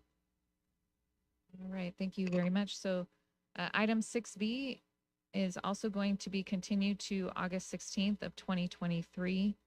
So those of you that were anxiously awaiting, come back for the next meeting. Item number 7, city council and staff communication. So city staff, anything? Anything in the back, city staff? No? All right, city attorney. City manager. Kevin, anything? Fabulous National Night Out. Thank you, staff, Kelly, everybody who was responsible for that. It was fabulous. And Amanda, I think it was you that did this. Thank you for cleaning up our own fire abatement area on Norco Hills Drive. It looks wonderful. You did that, what, like in 6 days? Yeah, no, it was fantastic and it looks great. So thank you. That's all I have, Madam Mayor. Great. Catherine? Yeah, I just want to second the comment about National Night Out staff, the city, our first responders, and also we had a number of community groups out there. So it was really wonderful to see, Norco's presence, especially, I mean, our city booth was took up a lot of space. We had kittens and just, it was wonderful. So I took 4 little boys with me, and they had the best time. So thank you to everyone who was there, who was volunteering and, you know, sharing their talents and their equipment was really one of the fun things to see. Councilmember Hannah? Yeah, thank you again, Lieutenant. That was a good program last night. NART had their little display set up over there, and we actually passed out 4 applications for new members, younger members, people that can actually bend over and everything. But no, it was great. And Chad, I want to thank you. You've got all my shortcut through town blocked off, all the streets that are smooth. I'm having to make a new route now to get to where I want to go. So thank you, Chad. That just shows that you're working. Thank you much. That's all I have. Greg?